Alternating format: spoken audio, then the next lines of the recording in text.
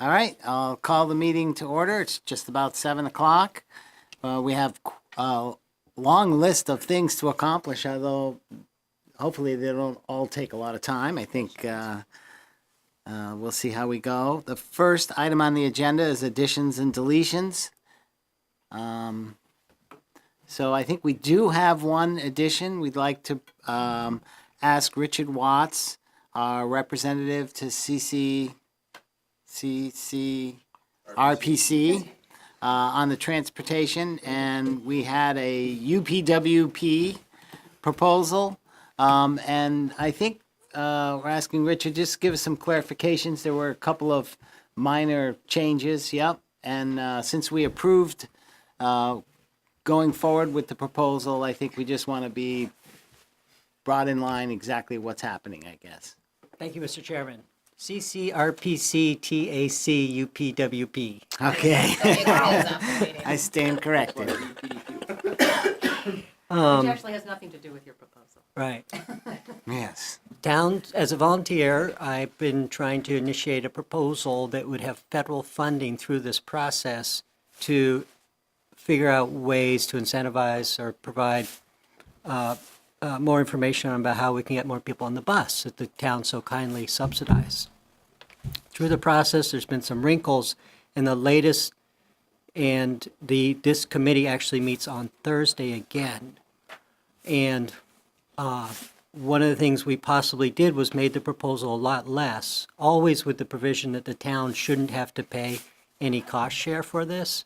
So same concept, a little bit less on the sort of formal reporting, much smaller budget. That meant for a smaller cost share. And then I found a volunteer who was willing to contribute the town's share of the cost. So there's two proposals that UPWP is going to consider: a larger one, in which the town would be considered of regional significance, therefore there is no cost share, or a smaller one, which is down to $5,000 with a $1,000 cost share. So, and I think the big thing that I would like you all to think about is, should this be a town-led project? And I've always been operating under the provision that the town actually has the most to gain by getting people on this bus. It's us that really care about it, and that whatever emerges through this process, it would be great for you folks to say, we want, the town is committed to making this happen. We'd rather to see it, it's a volunteer in town, myself, who really wants to push this. So those are the ins and outs, if that helps. Questions or comments? Yeah, I'd just like to speak to the idea of the town leading the project, in that I feel that when it becomes, the alternative is for CATMA, which is the Campus Area Transportation, and they do kind of an annual or biannual survey to try and judge ridership.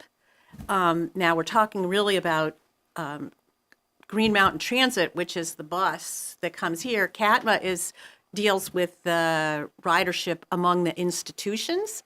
And my feeling is that what we really want to see in this project specifically is whether there can be a human interaction component of trying to increase ridership. So instead of it being an institution that's leading the project by sending out a survey, calculating the results, it going in a file, we don't really know why people aren't, and the kinds of survey questions. Whereas I think the approach that if we take with the town leading it, we can really do a little bit deeper investigation and figure out what are those incentives that are going to do it. And so that's why I feel like, even though we might not have as fancy a report in terms of the deliverables, I think the actual information that we get from doing the smaller town-led project would be helpful. I mean, because if we just increase the ridership by 3 people, but we really know why that is, that information can go up to CATMA and to Green Mountain Transit. Whereas I think the information that we might get from CATMA, if they lead it, is not necessarily going to come down and let us implement it. think. So just to clarify, we don't really need to make any decisions. You're just sort of pointing out that there's two possibilities this could go in Right. either direction. And there was some discussion about, even though the town may have to pay a portion, that's going to be donated by a volunteer, by someone. And that perhaps the salary of somebody who may be doing the survey work may end up working through the town That's right. system, right? That's right. That's right. So So we no would- cost, we other, would- there is a little bit of oversight there. Right, and as a volunteer, I'll supervise that person, but I would imagine if that happened, there'd be some process under which the town was involved in selecting the person and, yeah. But I guess the one thing I would just ask, sense of the select board, if it should be, I mean, that's gonna be one of the questions that comes up in this committee. Why not farm it out to an entity? And so my hope is that it still is a town Right, project. and so that's your desire. And since you're leading the project, I would go by, use your leadership, and that seems reasonable. And it is focused on our bus, using, the entire system though, like looking at UVM's reimbursement program that they have and making sure people understand how it can be used, and then finding out which people are potential riders and how to approach them. Exactly. And you already have commitments from those institutions to work with you on the Exactly. project. Yep. So it's not like they won't, I mean, CATMA will be there, and No, all those partners are on board. Yep, exactly. do you need a Exactly. letter of support, a recommendation from us one way or the other, or? I think in a way by approving it, you've done that, but like, I don't know, a follow-up email or something that it's still the sense of the town that we'd like this to be a town-led project, possibly, or, Does that seem reasonable to everybody? Tom? Yeah. Okay. So we haven't really changed it other than showing what our desire is. right, and that's how we submitted it, was a town, Yeah? yeah. But the Alex question submitted it. is whether they would, Farm it out to some other entity. well, yeah, I mean, mostly it becomes a financial administrative, I Right, think, deal, is whether they would write a check directly to the town. right. So not to rule out any other option, but again, to me, it's a stronger proposal. It's the town. The bus actually starts here. It's the park and ride that you guys worked Yeah. hard to get. And it goes to you, yeah. Okay. So I'm happy to put together an email saying that, and, that's our desire, if that works for you. Yes. Yep. That sound good? Any other questions? All right. We're gonna Thank do this you. regardless, by Yes, the way. okay, thank you. Thank you. All right, thank you very much. Just to continue on item 2, which were additions, deletions, unless there are any more, the other thing we have there is an opportunity for public comment, but I don't see anybody here that has specific public comment. So we'll move on to item 3 and ask Eric to join us to talk about the allocation capacity of the water system.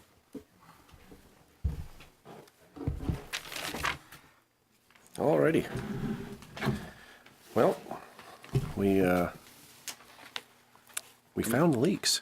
Yeah, so I think the reason we're here now is we were unsure about allocating water that didn't appear like we had it. We had a number of Right. leaks, at least one very significant leak or more. A couple of them, and at least one of them has been hiding itself for at least 8 to 10 years.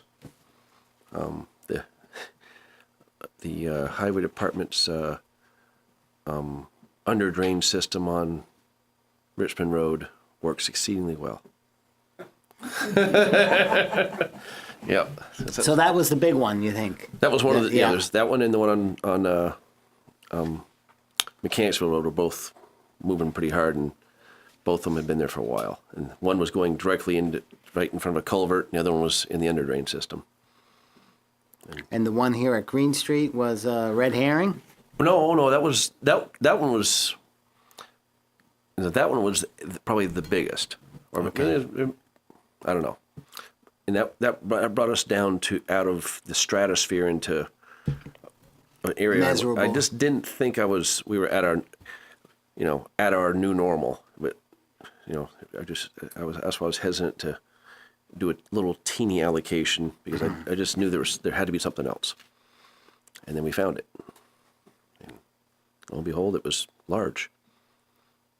I mean, we actually are back down to daily numbers lower than my first day here in October of 14, even with the new businesses and the new. Yeah, John was describing to me just the time that the pumps have been running. Oh yeah, I mean, it's yeah, So our electric small bill, fraction. it's going down. Yeah. Absolutely.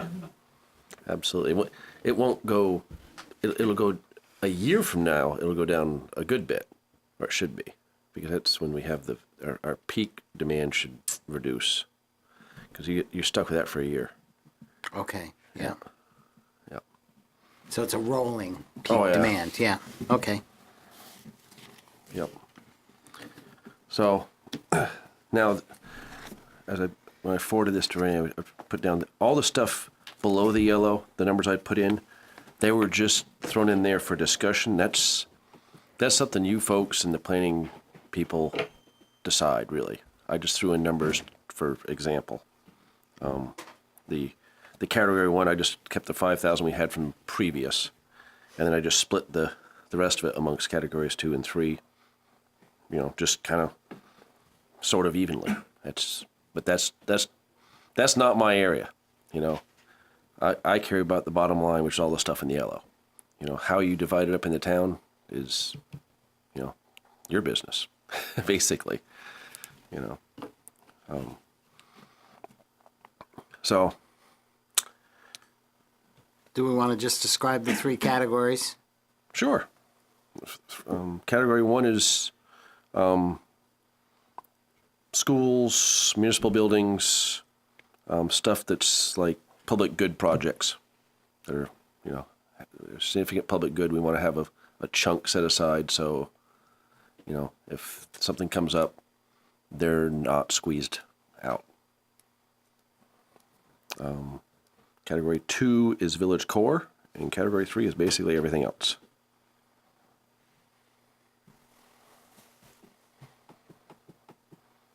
And category 3 would include the northwest and it's in the village. Right. They're just less developed areas. Right. Yep. Areas to be well, I developed. think what's, basically the village northeast and village northwest are very limited development. Residential 1 and residential 2 would be what we might consider more infill development, because there's already a lot of units that are hooked on. And commercial, there's already a lot of businesses that are hooked on. And to tell you, I've read through the plan quickly, but I don't remember what all's. It's not, like I said, that's not my area of this paperwork. The stuff up in the yellow is my area. How you split it up is between you and the planning people.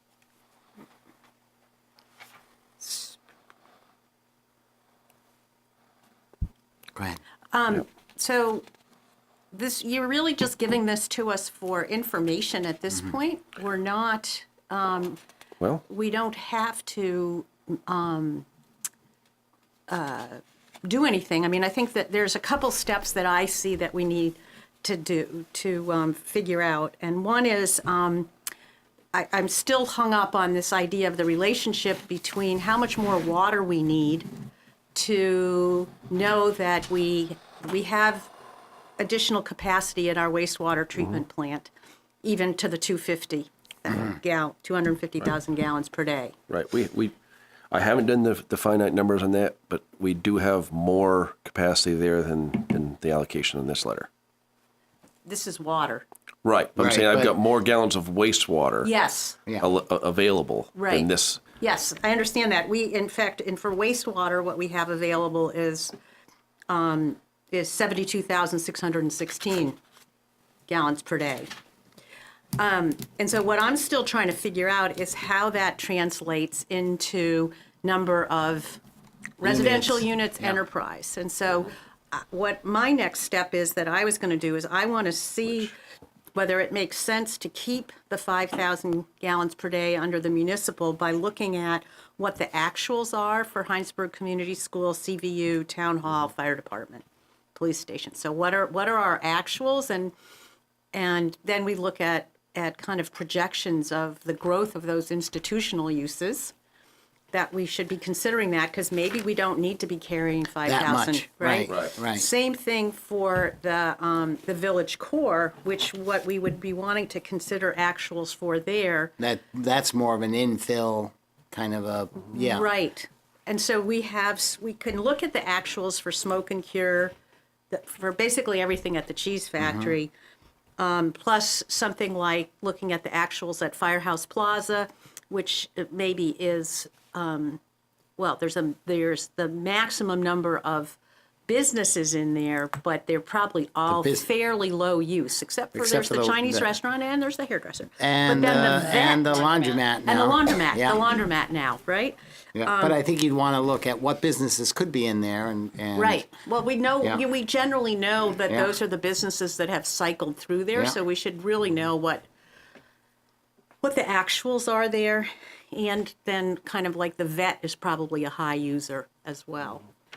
And then looking at what are the multifamily units that we've had in the village core, which is Kelly's Field and Green Street. So we know we should know what the actuals are there on both of those.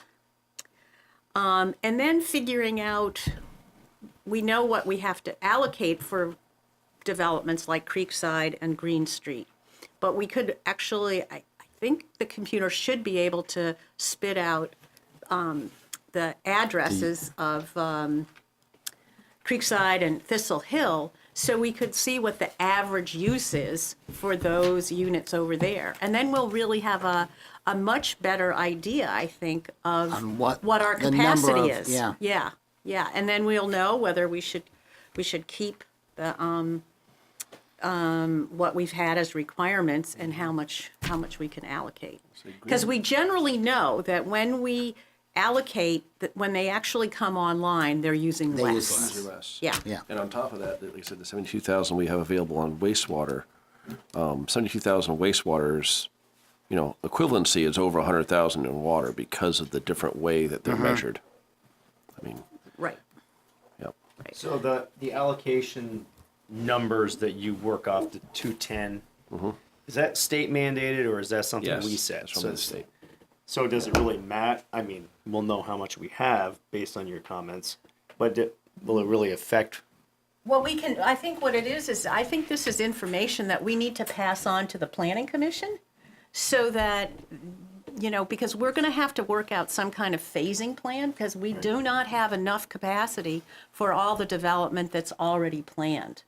And so I think the planning commission is going to want to understand these numbers a little bit with some greater clarity to be able to be making some decisions on that. So, And you're implying as if, let's say tomorrow we allocated, according to the state rules, all of this water. And you're implying that after a year, we might have more capacity based on, once it's allocated, Once it's then you start to look at, once it's running, right, then you start to look at its actual consumption. right? And then at that point, conceivably in a year, you could say, we have more to allocate. right. Right. Right. But of course, no one gets the project finished in a year. No, I'm Right. It's But yeah. But I mean, It's just an So- example. yeah, feasibly you could put it all out there, and people would come in, race in here, and buy it all up, and we wouldn't have, until I had better or different numbers, we wouldn't have any water Right, to to allocate. allocate. because everyone's sitting on it. And And how paying holding long fees. does it have to be? How long? Until they hook up. Right, but Right. then you can't do it the next day. Well, no, you can need to have, That's my question. you need to have actual, usage numbers Right. Right. So how long does that take? a year. So that's what I said. So in a year you Right, could have right. more capacity. Right. Right. But If it will A take year a after year they- for yeah, those a things year to after be they built, hook so up. really Right, of 2 course, years from yes, now. yeah. But Right. but I think we can get a better idea of what we can anticipate what the actual usage may be if we look at some of these projects that have been built out and have been online for at least 5 years. So if we can sort the addresses of those customers and look at their actual bills and come up with what the averages that they're using, then we'll know whether that 210 that or the 450 that the state requires for us to do for a 3-bedroom home is realistic. I mean, we still have to use that for allocation, but it will give us a better idea of what we can actually provide. They're both high. Yeah. yeah. the water's very but high. I'd like to know It how could much high. paint a picture of what, Yeah. where we could go with what we have now. And so therefore, maybe what more we might need. Well, what we know we still need the other well. Yeah. Right. Yeah. So.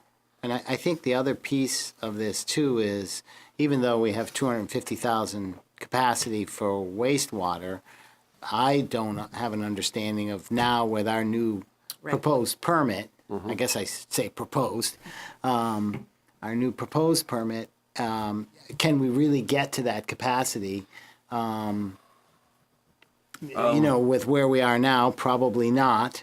And so therefore, what do we think our capacity is until some changes are made?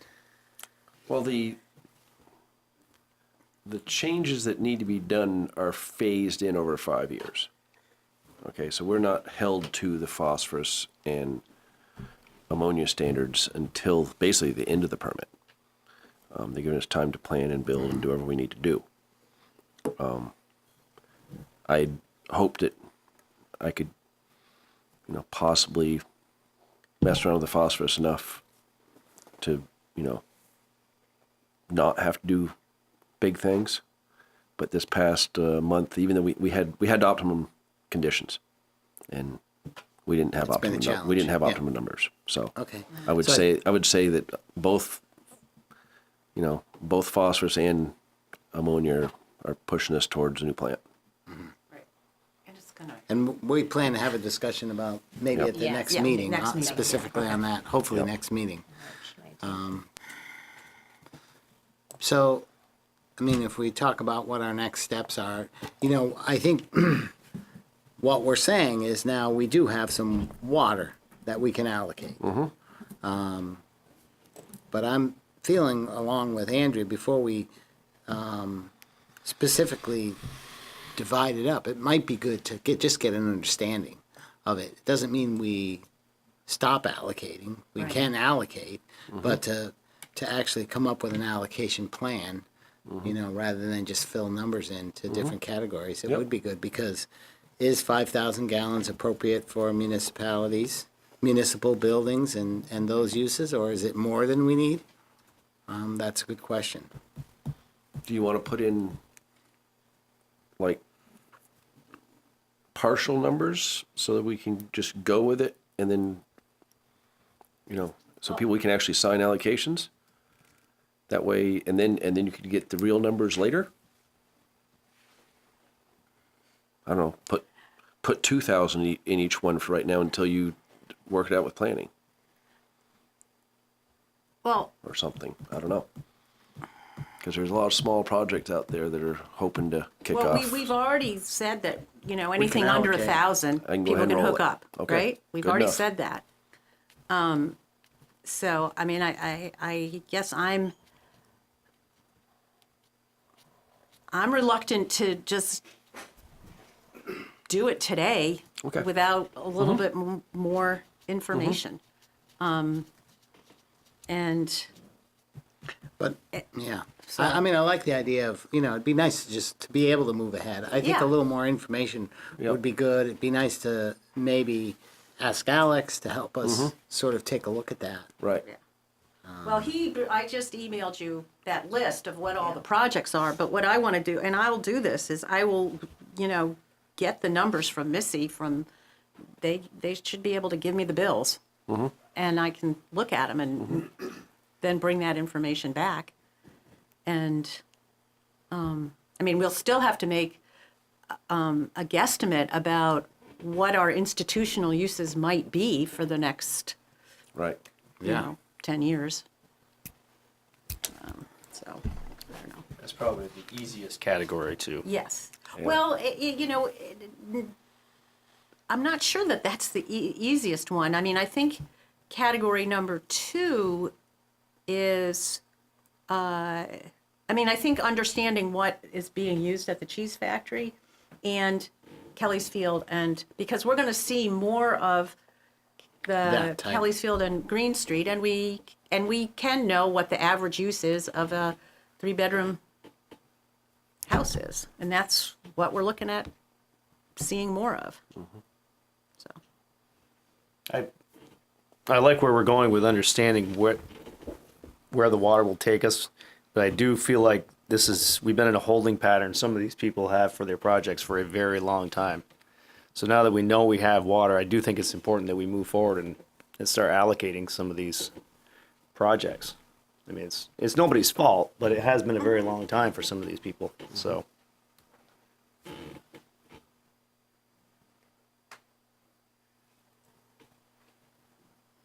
I mean, I'm feeling the same way. I mean, even though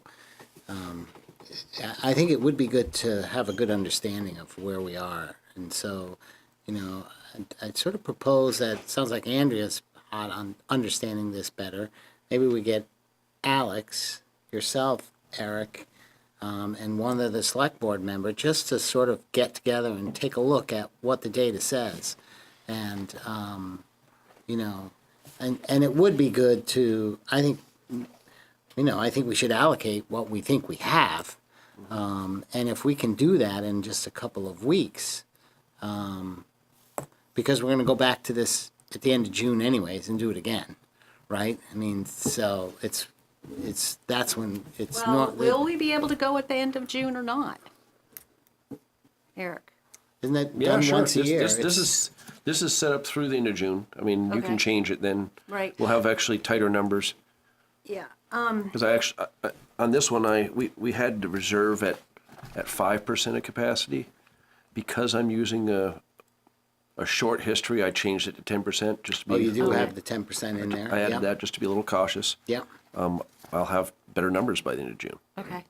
And the other thing is doesn't the state tell us we can't allocate when we're at 80% or something? No, it tells you can allocate as long as you have a plan, as long as you're planning for expansion, Oh, okay. which we are. We can show With that. the other well? Right. Yeah, okay, Hopefully. okay. Yep. All right. And so I think that if we do hold off just a couple weeks, that sort of falls into our, here's what we're thinking of doing, and giving everybody a chance to sort of weigh in So on your it. next scheduled meeting is March 19th, I mean, so a month from as So far that's as a for month, me, yeah. how you split it up, doesn't really have anything to do with my side of it. No, but The bottom we'll line, the be- yellow, the 36, We'll have all that Yeah. information by the the 33,603 Right. million, But I there's think not you supposed to should be be million. involved in The it. M is That not supposed to be We're right. going to be, I think, Eric, you should be involved in that. We're Right. going to be making decisions saying, here's what the data says. Does that make sense Right. to you? March 19th, I will be in Utah, though. Okay. Well, we'll That's talk all to you right. before Yeah. that. Okay. Yeah. Yep. Does that seem reasonable? I'm very comfortable with that. So- And I'm not so comfortable with moving forward without really having a clearer understanding of what So we yeah, actually have. there is a typo on that. The bottom line in the yellow, it says 33,603. Yep. That M is just not supposed to be there. Oh, Right. it's not million It's just gallons. 33,000. Yeah, it's not million. Is this, if we hold off for 4 weeks, does that seriously impact anybody in particular? now's the time for people in the Well, audience. we'd like to certainly, we're one of the small projects. Yes. If your addition's under 1,000, you got it made. Yeah. So Actually, you're, it's you're not. next on the agenda. Yeah. So, yeah. Yeah. All right, so I think we're aware of that, yeah. So what I would just contrast is there was a policy in effect through June 30, 2017. We submitted an application for an allocation of enterprise gallons pursuant to that, and then everything just came to a halt. So seems like we're in a bit of a no man's land at the moment because there is no current allocation policy, if I'm following correctly.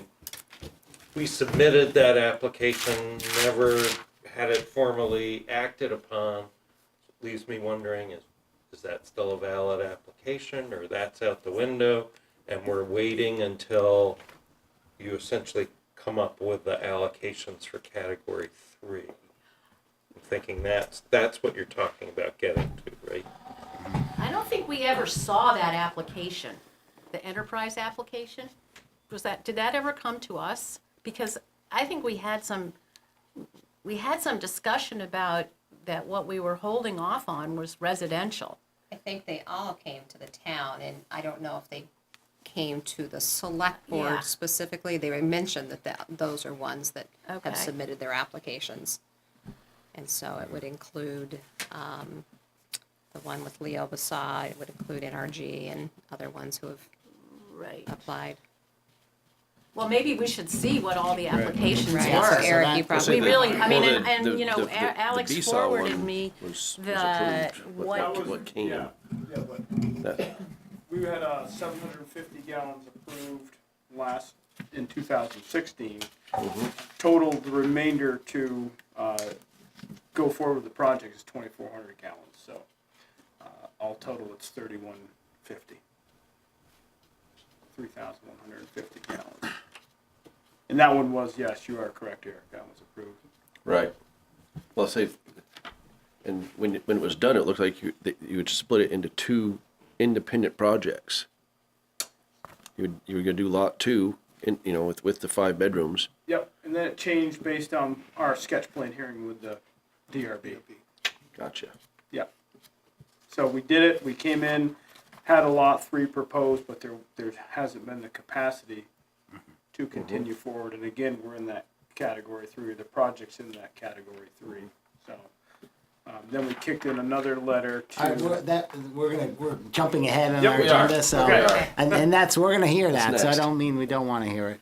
So, I think, the item in front of us is, here's a potential allocation. It's really the first time we see this, and discuss it. I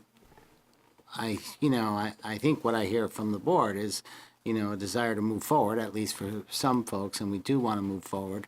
But maybe because it is new, and it's new for everybody, and this is a important topic, that we get a better understanding of exactly where we are, understand whether these are the allocations we want to hold, which is basically the ratios we've gone into it, and be able to make a good decision in 4 weeks.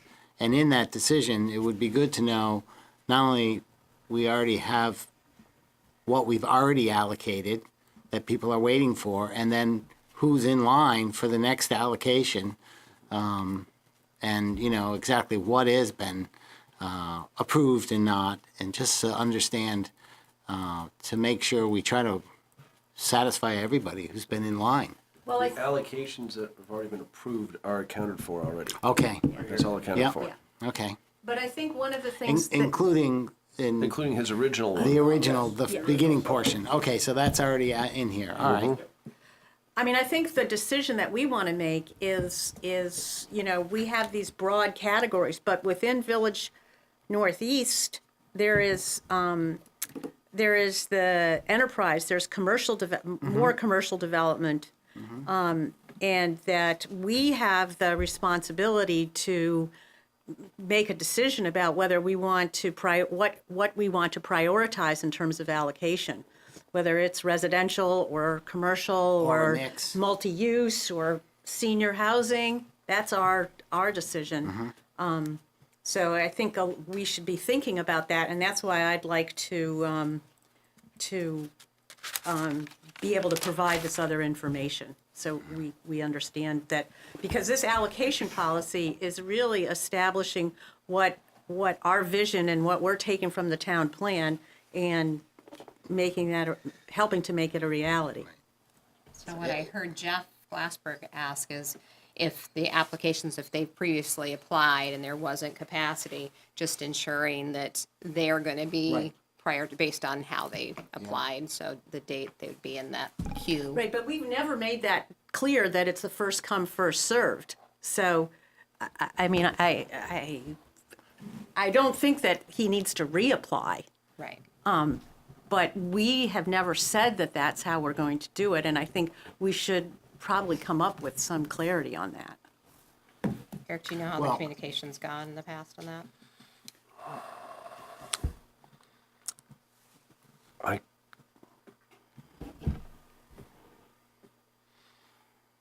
I mean, the applications, when they're filed and they, and the application fee is received, generally, that's when their date starts. If they filed and paid their fee, it should start their date. And I think we're sensitive to, Yeah. people have put in applications and have a desire to move forward. And I think what I hear Andrea saying is, as we allocate, we want to make sure, for example, category 3, that all the allocation we end up having doesn't end up just being single-family residents. We Right. want- we have a mixed development vision, and so again, I propose that we try to dig up some of this in the next 4 weeks and share that information, and then be prepared to do an allocation in 4 weeks. Are you talking about the 8:30? Okay, see, it's the 8:30, I mean, I already told you my opinion on that. It's yours. If you can figure out with Alex how you want to use it. Hey, Eric, Yep.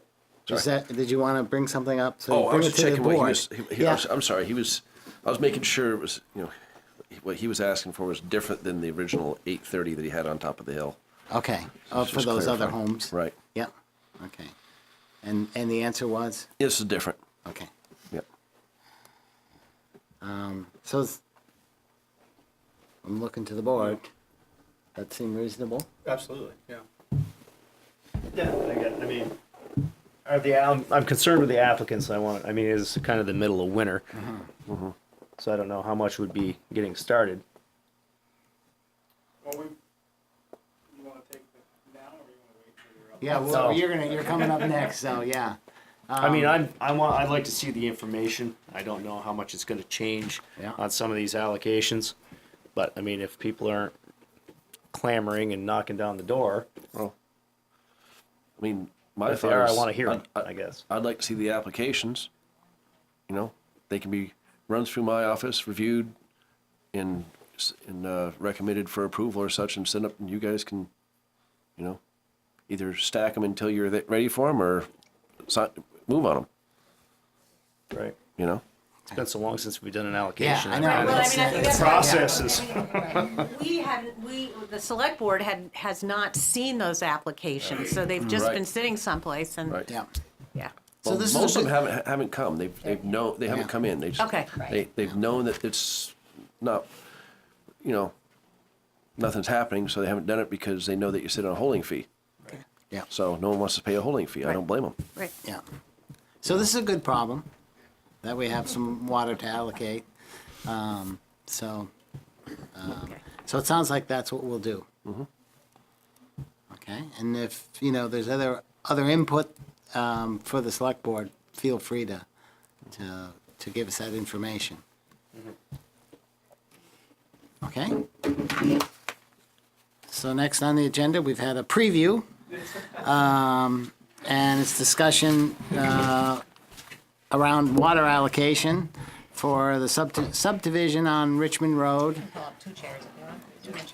Maybe introduce yourselves, that would be good. Jason Barnard and Jarvis. We're working with Leo Bisa on a project 429 Richmond Road. As Eric told you, we had our first allocation request was approved for 750 gallons. We did another. We did And that was in 2016? 2000 November 1, 2016. I think Yep. that was the one that was approved, right, Eric? Yep. That one here. Yep. For how Same many one. gallons? 750. 750 water, 630 wastewater, Yep. which is the same number, just in How different it's calculated. water ease and wastewater ease. Yep. And that was for 5 5 bedrooms. bedrooms? 5 bedrooms, 2 lots, or excuse me, one lot, and that's sort of a residential. It's a residential development.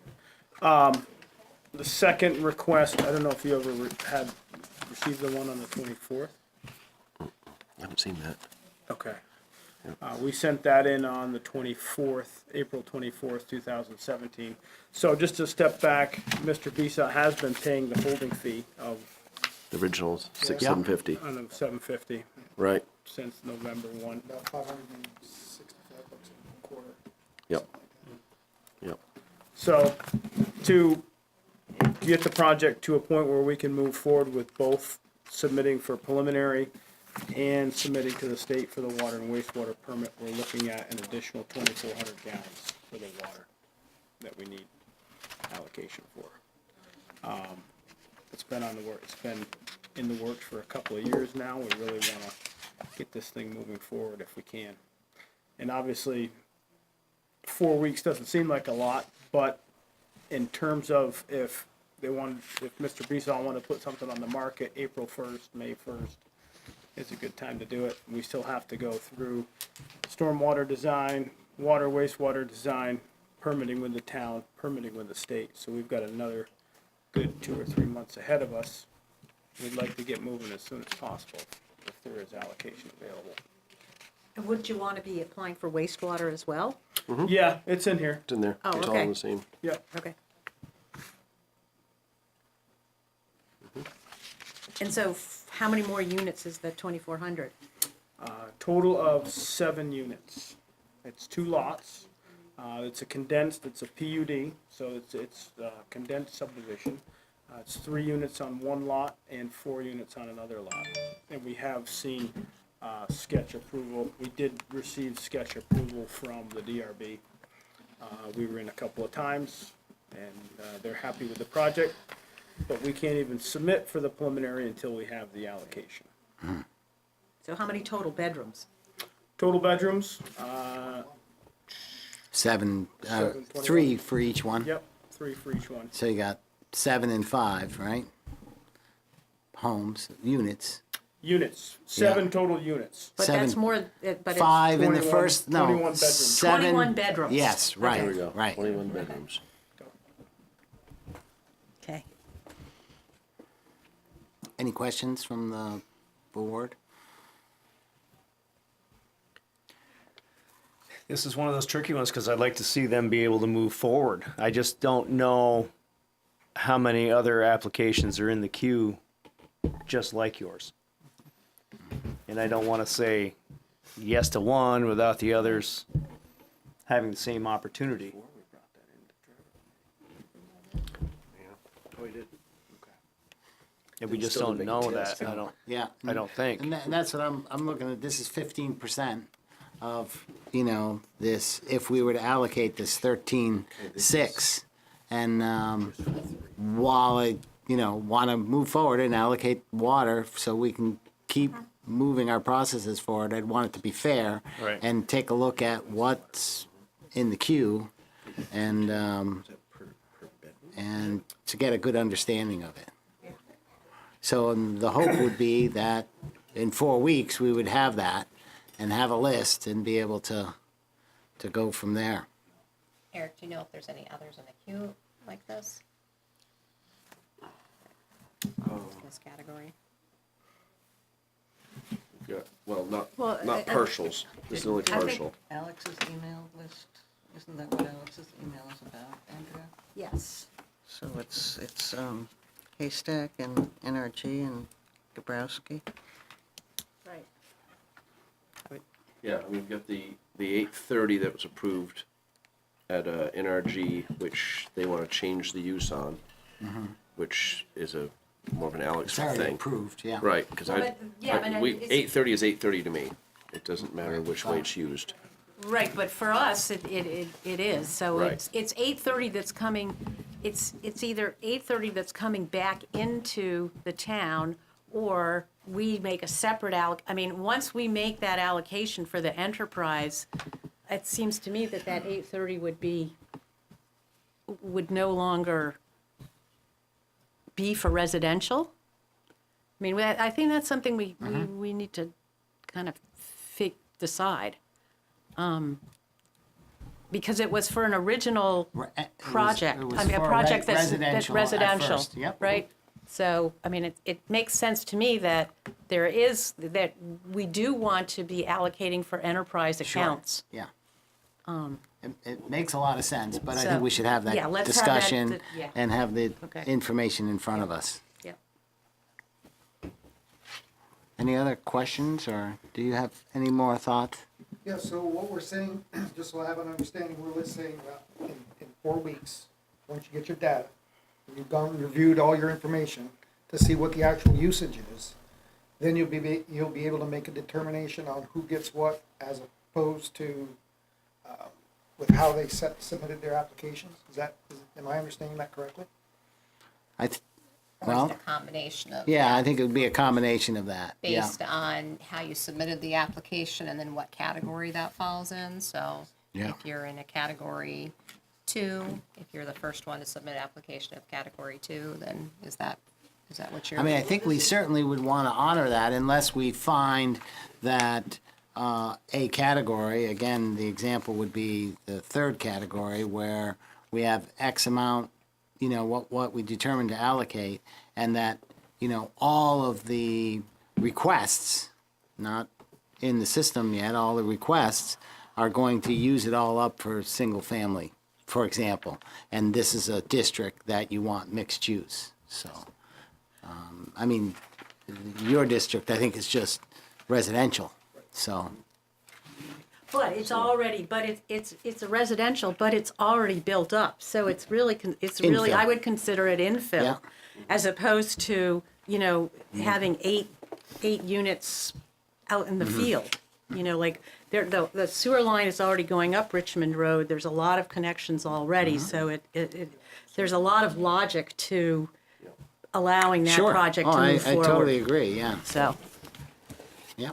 I'd actually like to ask you guys to consider possibly jumping this one even ahead of the 4 weeks, just because this is what, I pulled this out of our allocation, but it's all one package.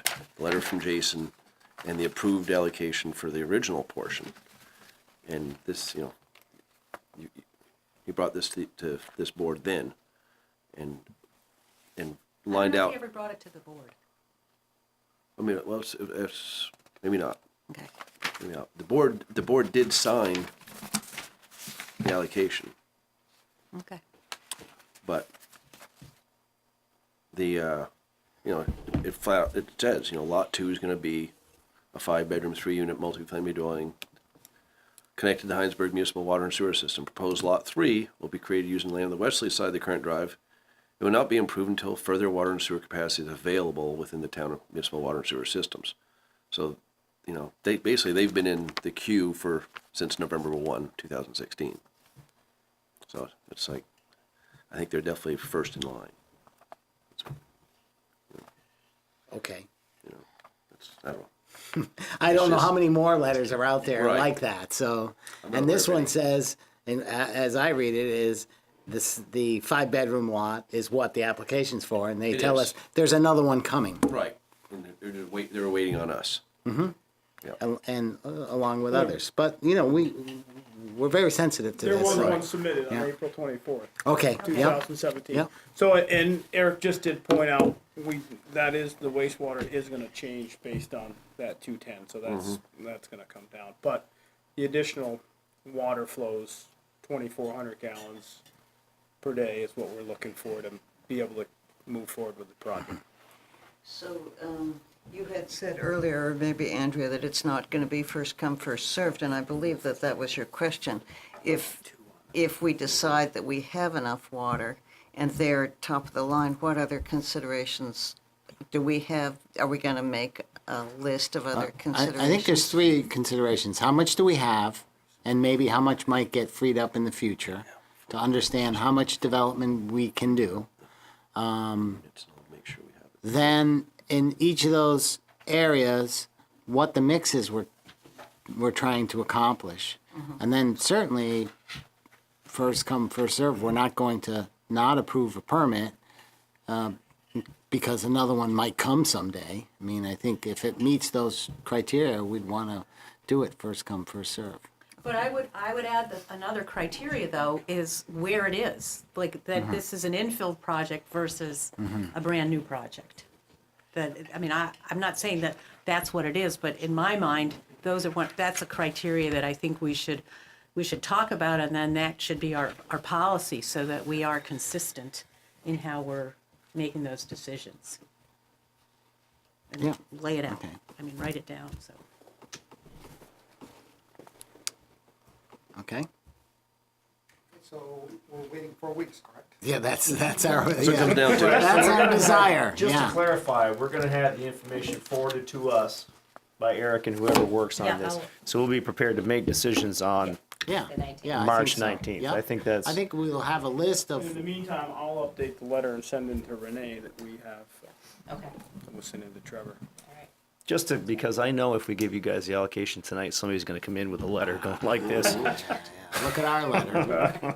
And to be honest with you, I understand what you're trying to do as far as figure out what your resources are and see where you go from there.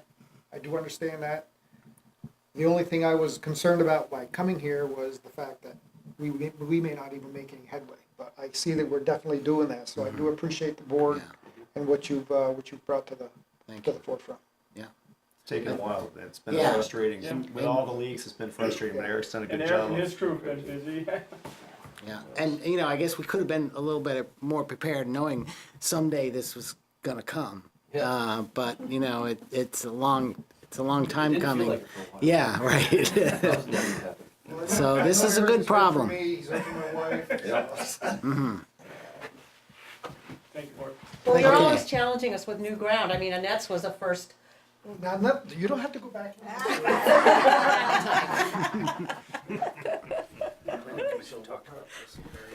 Topic about how to determine criteria. I guess just the average use on a 3-bedroom Well, house. I'm gonna try and get some real numbers. You know, I'm hoping that the computer can sort them by You would address. be able to pick out Right. 3-bedroom houses. Yes. What the average use. Right. Right. What the average use is in a, Just plug it in. the condos. In the like Kelly's that. field and Probably have 4 weeks to get it together. Yeah, right. All right, so we definitely have our homework cut out for us. And maybe at select board forum, during select board forum, we could talk about how we move forward with that and who, what assistance might be needed. Next item on the agenda is a discussion with Colleen McKinnon. Thank you, Eric. Our audience? We actually have people here who were.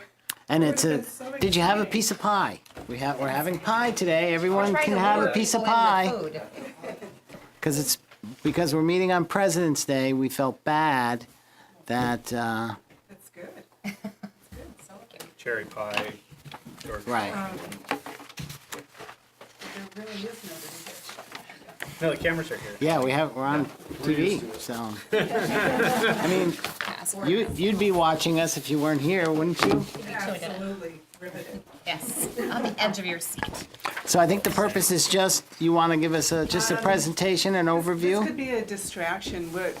Okay, What might be helpful is Renee suggested that you might have some questions, and so maybe I breeze through the presentation. You stop me if you say, whoa, let's, spend a little time on this. okay. My guess is you're probably interested in, like, what is the budget doing for Hinesburg in particular? So, we'll probably breeze through a lot of this. And do you want to drive, or do you want me to drive? You want me to You take can a? drive, I don't know if you guys have specific questions, but if that works. Well, I think if we start the process and then, where's my, here we go, slideshow. Okay. So, yeah, what I'll do is I'll just start, and then if you want to stop me, and I'm going to make assumptions about what might be interesting. But if I'm wrong, please let me know. So, as you know, this is, it wants me to, I know, I can see it. oh, there we It's go. a different one. So as you know, this is the second year that we're presenting a budget for the consolidated district. Last year was the first year, and it was kind of building on whatever. We're down to one board. We no longer have 7 boards. And so second year for presenting a budget for the consolidated district, we're learning a lot as we go through it. We're coming up with different ways to do it. And let's just talk through it.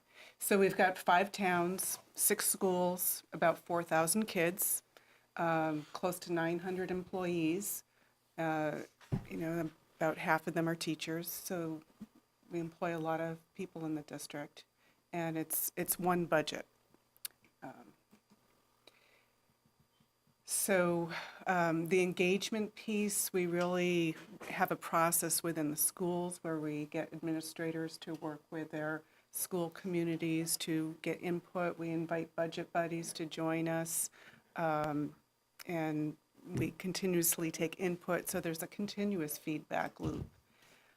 Points of pride, what I want to say about this is there are lots of points of pride, and by highlighting 1 or 2 people, you're missing a whole bunch of other people. So I'm going to skip through this. You're going to see that. And if you go to the annual report, you can find out all sorts of information.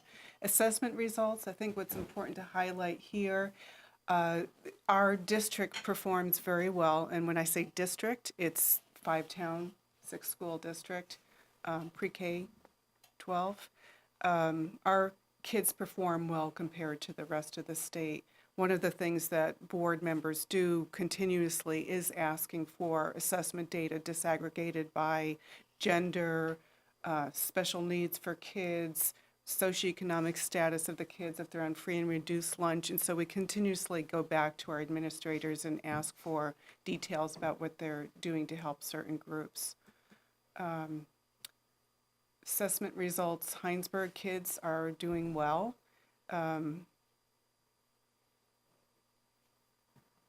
The yellow is the state, the green is Hinesburg, so our kids are doing well, and red there is for CBU.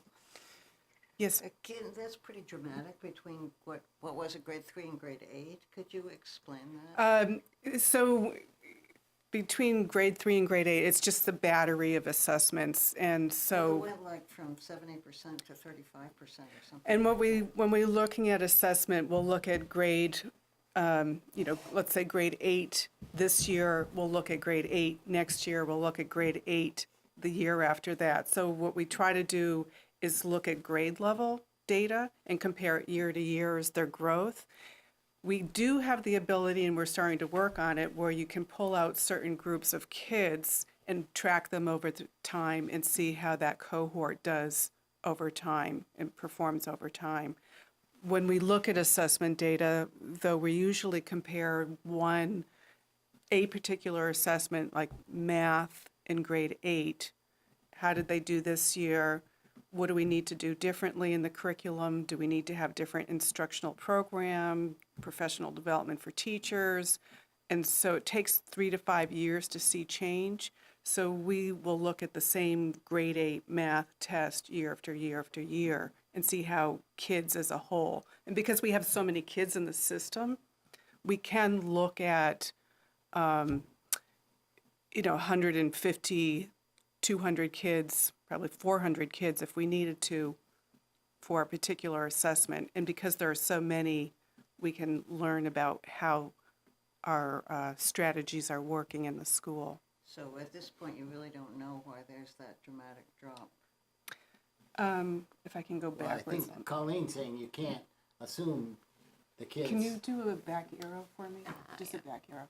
you can't assume the Yeah, kids 61% from to grade 4 35%. in 4 years, those aren't the same kids, and they're not taking the same tests, right? I And it mean, would be a 4-year difference. So we do have the ability in our assessment system to take kids in grade 4 now, and 4 years from now, see how they're performing.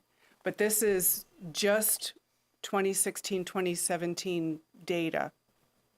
And it may be that the test isn't a very good test Right. for evaluating. I was just curious because it's a pretty dramatic. Well, and it's a change, bar difference. graph, and they can be deceptive. I think what I would pull away from this is simply the fact, comparing our kids to the entire state of Vermont, our kids are performing well. It hasn't always been that case. We have seen blips over time where certain pocket of kids were not performing well on a particular assessment. And so then we look at the whole curriculum, and it's, it's a test for grade 4, let's say, but it's everything that happens from pre-kindergarten, grade 1, grade 2, grade 3. All of those years are important for how kids are going to perform in grade 4. So that's why for some of these tests, this particular series of tests, we only they pick grade 4, grade 8, and grade 11. They don't measure every grade. right. Kneecap. So I'm gonna pull Yes. us back. I'm gonna pull us back in because the topic is the school Budget. budget. Right. Yeah. Yep. Okay. And we have a budget, we have assessment presentation coming up on our agenda, and we spend, a good hour, hour and a half as a board talking about it. So keep an eye out for that, and come to the meeting, or RETN. We always are filmed on RETN, so you can pull it up on the computer. Enrollment trends, what's important here to note, if you look in the second column, it's at 3859 projected for next year. It's been fairly stable in the past few years, and the projections that we're looking going out were fairly stable compared to the rest of the state. So when you hear talk in the state about declining enrollments, yes, we've had declining enrollments here and there. We have a larger system. So for example, Charlotte schools are seeing their enrollments going down, and if they had to take care of just their budget, it would have a huge impact year to year.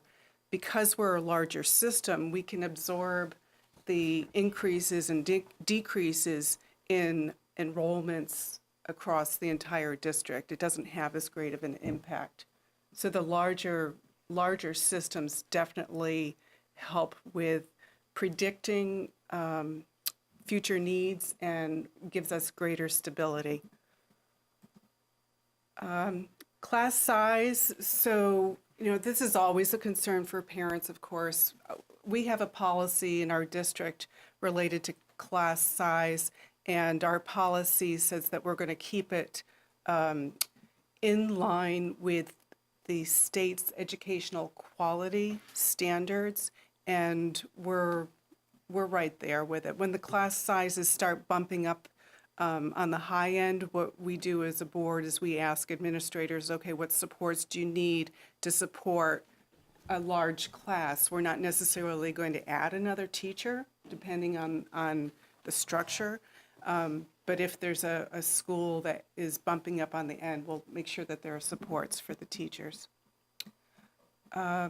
So we did our budget development by setting goals, and the fiscal goal that we set is no more than 2.3%.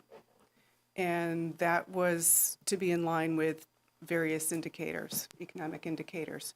And then you've probably heard the governor asking for a challenge to keep 2.5% limiting the per equalized pupil spending to no more than 2.5% increase. And then along with that, we have educational objectives. I think one of the pieces that people have enjoyed discussing is what are the equity indicators that we're looking for. So when we're comparing Charlotte, Hinesburg, Williston, Shelburne, the schools, what we look at are what are the supports allocated for each set of kids.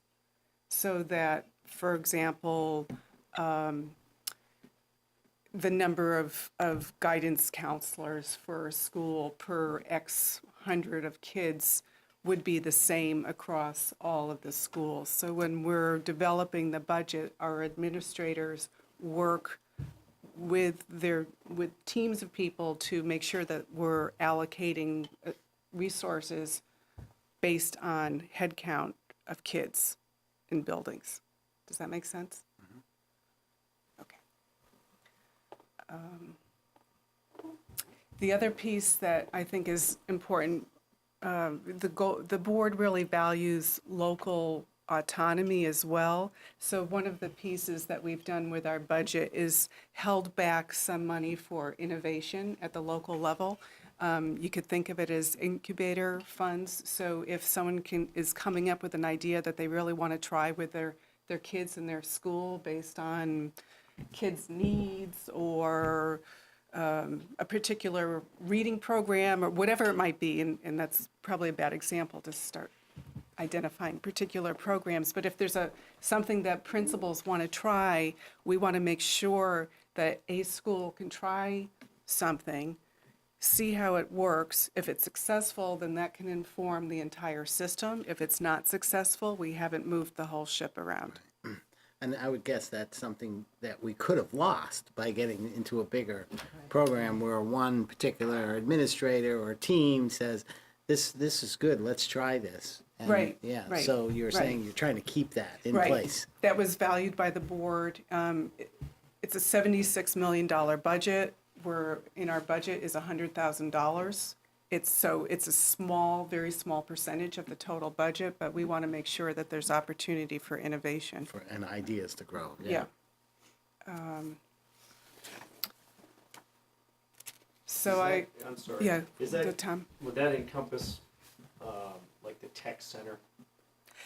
No, and that's a really good discussion in the state. And if opportunities come up for discussion about tech center, high school relationship and so forth, I would really advocate, select board members to participate as well.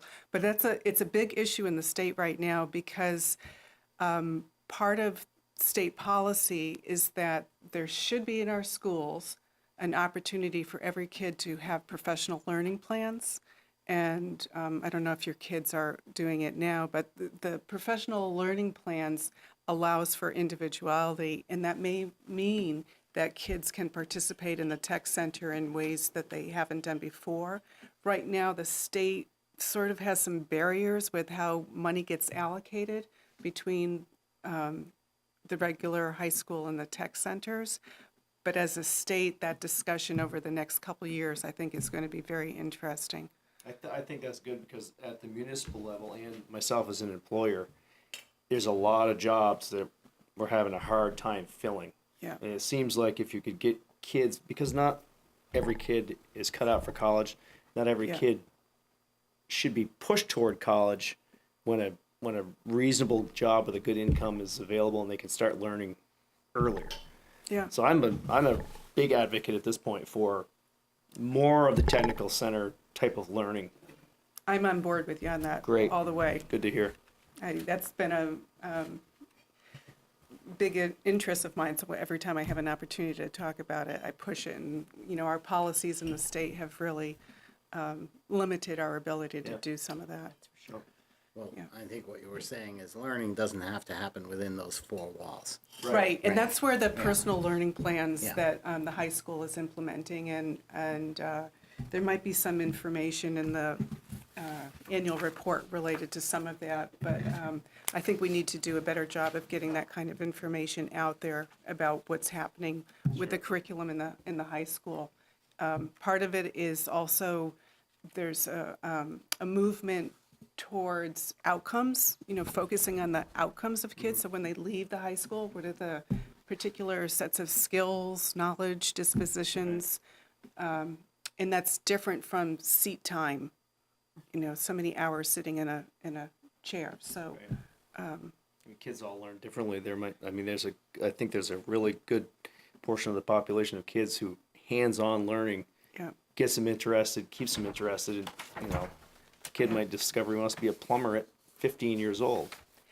And even if doesn't become a plumber, everybody needs to know how to do plumbing. Exactly. Yeah. So that's good. I'm Yeah. glad to hear that. Thank Yeah. you. Oh, I'm driving. I could do it. It's okay. This might be more efficient. So this is kind of the bottom line of the budget. It's condensed. The top row is related to our cost per equalized pupil. And what's important to know there, that on the far right where it says 15,749, what that is that's our cost per equalized pupil, and the equalized means that it's weighted based on a number of factors, English language learners, special needs, secondary kids are counted differently than preschool kids. So it's not. So even though our total enrollment is 3,859, we have. I know, we were all shaking our head on that one. Okay. So, which is good for us, Yeah. because that means the money that comes from the state is based on the equalized pupil. So that's good. So does that mean some students count as two? High school kids are a little more than one. Might be 1.2, Yeah. like a kindergarten might be, or 0.4, depending on, and it's an old formula, and there are actually people in the state who are very interested in changing the weighting system, and weighting is WEIGHT, like weight, and so we count Maybe kids. we'll count pounds up there. Can I ask an old question? It used to be that we were paying by the number of pupils that were in each town. Mm-hmm. Is that still the case? No, it's one pot of money. So, One If- pool of kids, yeah. all right, so it doesn't matter whether we have twice as many kids in the system. I mean, yeah. Yeah. Okay, all right. Does each town pay equally then? Well, not each town, each taxpayer, So, yeah, yes, kind of. yes, sort of. It'll become more clear or more muddied when we get to a couple more slides. But the way that we develop a budget is 5 towns together. And those resources are shared among the 5 towns, and we have equity practices in place to make sure that the 500 kids in Hinesburg have the same types and quality of resources that the 1,000 kids in Williston and the 700 kids in Shelburne and the 350 kids in Charlotte have, that there's equity for kids across this system. That's one budget, and so we have one vote. It's like CVU. For years, Right, we but- voted CVU one. Yeah, but it's one budget, but maybe this was pre-Act 60. It used to be that we paid per pupil into CVU of how many kids were from Hinesburg. So We don't do that we anymore. don't do that anymore. Okay. No. Right, okay. But because of the municipal boundaries, the tax calculations are different per town. We're going to get to that in the next couple Yeah. of slides. Okay. Yeah. So what's important here to know is we have a larger system, and our cost per equalized pupil is at about the state average. There are districts in the state that spend a lot more and districts in the state that spend a lot less. And the ones that are a lot less, there's actually interest at the state level to get those towns to spend more on the kids, because some feel like they're not getting all the resources. So what's good is we're at the state average. What's the debt service line? Oh, okay, so the bottom set of numbers that's the budget increases and decreases. So debt service is we had two big construction bonds within the district, one Williston and one Shelburne, and the debt service came online at about the same time, and that's the change. So it's that much more in this budget. Yep. And those, Yep. a couple of things have gone down, and this shows where the increases. Where the increases. So our total year-to-year budget increase at 2.3%, 1.1% of that is debt service. Right, but those were both passed before consolidation. They were passed before consolidation, and one of the things that we've done, and we'll let's see, I'm trying to remember where we should talk about it. I have a couple slides that talk about articles, and there's one that is a separate article for spending construction dollars. So I could talk about debt service now or go I mean, forward. I get the gist of it. Yeah. Okay. Yeah. I just wonder how it's gonna work in the future now that could be a sticking point. Well, as long as you bring it up. So we have a team of people comprised of building level maintenance folks and administrators who are looking at, and our chief operations officer, who are looking at all the needs in the district. And when I say the district, it's the 5 towns and the 6 schools.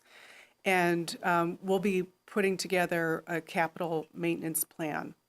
And so now with the consolidated district, if, for example, there's a need for a section of a school roof to be repaired, it's not an individual town going out to bid, it's 5 schools or 6 schools having roof repair, and so that big project goes out to bid. And so that's going to be coordinated through central office. Prior to consolidation, part of the activities of the Act 46 Study Committee was to look at capital needs and throughout all of the schools. And while Hinesburg has been in a good position with keeping up on our maintenance, yay Hinesburg, over time, it's going to help us because the next time any improvements are shared by everybody. But is there gonna be an issue with passing those bonds? It always is. Well, Yeah. I know, but Yeah, I mean, I've Yeah. just, 'Cause if they're I'm big in numbers. Charlotte and Hinesburg wants to do a $5 million bond, people in Charlotte are like, forget about it. That's just a concern I've got. yeah, yeah. Should the occasion, it will at some Yeah. point. Yeah, it's hard to see. There's an education piece in there. There's, I think part of it is also the practice of sharing over time. And when we get to the description of an article, I'll talk a little bit more about some specifics for Hinesburg. So any questions on this slide? Okay. Tax calculation. It's always muddled. So the top numbers, the net spending, it's up 2.3% year to year. It's below, it met the budget goal that the board set. It's below what the governor was suggesting. Our equalized pupil, it's at the state average. Then just moving down, the statewide yield, it's way confusing, but this, the current numbers that the statewide yield are, they have to put the numbers out in November, and it always changes by the time June comes around. But this is our best guess of what things are going to cost. And this is, Can you just explain statewide yield again, what that represents? I'm going to say something, but if it's incorrect, and I'm trying to simplify it, but it's kind of like a dollar, I hate to use the term, a dollar raised at the state level on property taxes gives you so many dollars per yield. But if you think of that cherry pie over there, the pot of money at the state for education spending doesn't change. The number of, the needs of that education pool, there's just dividing it until it comes up with a number, and that's what comes back to the town. So it's, at the state level, it's easier to think of the pot of money available for education spending doesn't really change. They're trying to hold it in line, and it just gets divided back out to all the districts in the state. Partially or even? And that's per student, that we're, per Yes. equalized student, that we're Yeah. getting from the state. Yeah, but nobody spends, everybody spends more than that. Yes, right. Because, the So we state's make up the average difference. closer to 16,000. So, yeah, where we are for the tax rate, the adjusted equalized tax is $1.52. We have the 8-cent incentive by making a decision early to go to consolidation. We were able to capture the incentive, and we had 10 cents last year. This year would be 8 cents. Next year, 6 cents. It goes down 2 cents per year. Yeah, the yield is, it's one of those numbers that doesn't really mean anything in some ways, because if you just think of the spending at the state level as a big pie, and one of the pieces that the yield, we're not All the in. towns are a little hungrier. So, All the towns are hungrier, and there's less money in the pie, Yeah. less cherries in the pie this year. So last year, there was one-time spending of $47 million from the general fund put into the ed fund. It was one-time movement of money, and that disappeared. So when that disappeared, that means local districts need to raise more money to be on the same playing field. And so the yield gets adjusted just to account for not having close to $50 million that we had last year.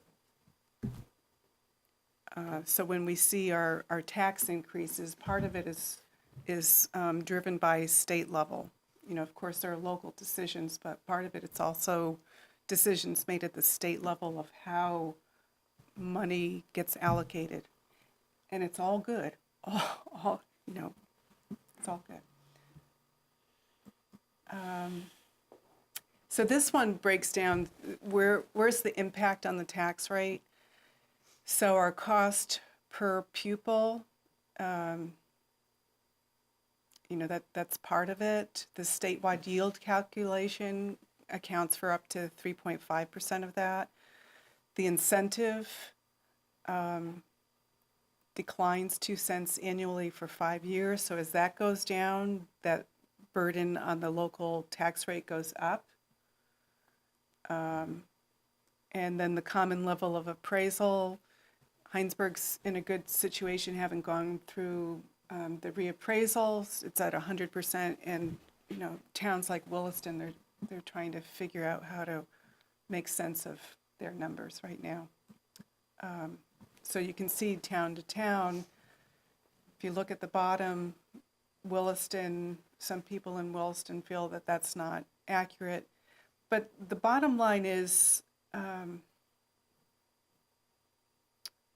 we're all within the range of CLA, of what's needed. When it gets below an 80% threshold, that's when towns need to go through reappraisal. So all the towns are actually in a good place. And, you know, select boards over 10 years might want to figure out how to combine tax rates, but I think that's not on anyone's immediate agenda. Combine municipal tax rates? Or not municipal, education tax rates, you know, Oh. but it would be very confusing. Yeah. I don't think we're ready for that project. Any questions on this slide? You know, that you're seeing in the 1, 2, 3, third column, the change from prior year. You know, Hinesburg up 8%. Part of that is driven by the state yield, yeah, less if you money go coming back from the that state. previous slide, I think the previous one, sort of divvies up where that increase came from. Right. 2% came from just spending more money, You can go back. Right. and 3% came from that smaller cherry pie. Yeah, yeah. And our consolidated, even if we did nothing, we would have had to pay a little bit because the incentive we got is shrinking. And then the last piece is just the variation between how the appraisals are in the towns. Right. So, 4 years from now, It's all gone from the it's gonna be way consolidated. up. well, the 2 cents a year. Right, so, Well, and we're starting to see where consolidation is going to help. Hinesburg tax implications. $200,000 was saved in consolidation In just this- 1 this year, budget. right? Is that a number that we'd expect to stay flat from year to year, or? We've got a few different projects going on, and At I'll. some point, it doesn't become a number. If we've been consolidated for 25 years, what do we? Yeah, You know what I I mean? mean, you're right, but can you be more efficient in the way that you deliver program, and can you drive the best educational program for kids? But yes, I understand where you're going. Yeah.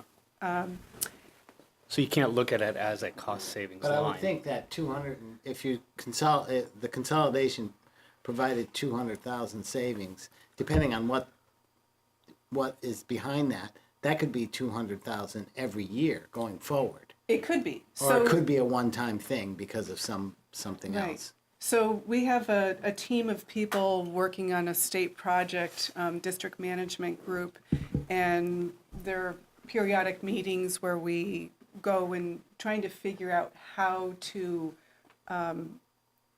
capture cost savings based on consolidation, and part of it is, 80% of our budget is personnel related, and so how do you use people in different ways?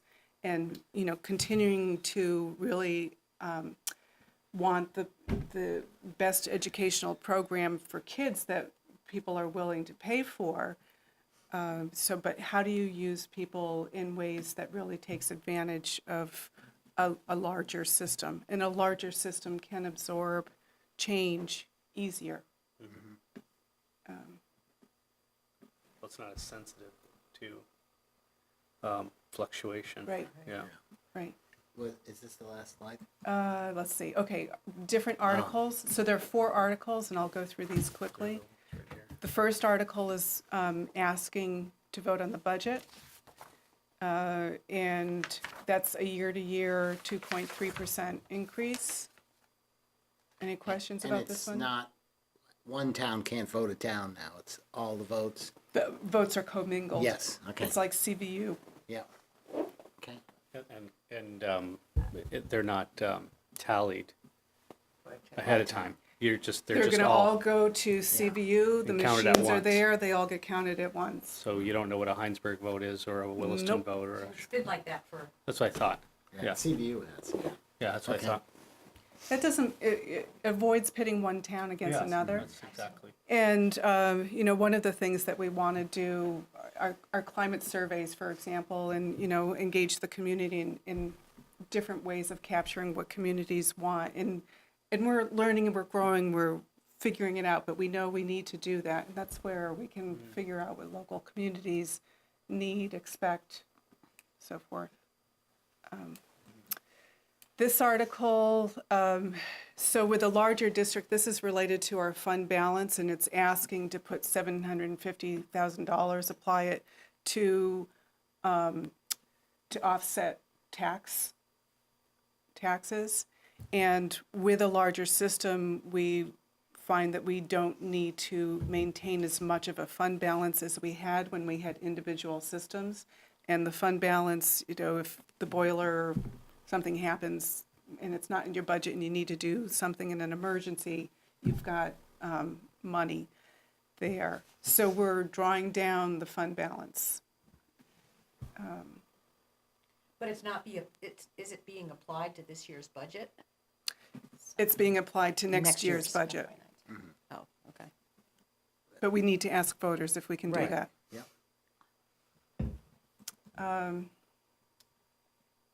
Oops. I stopped. Can you give me an arrow to the right, All right? please? There we go. This one, this is the bus article. You're probably used to seeing that for CVU every year.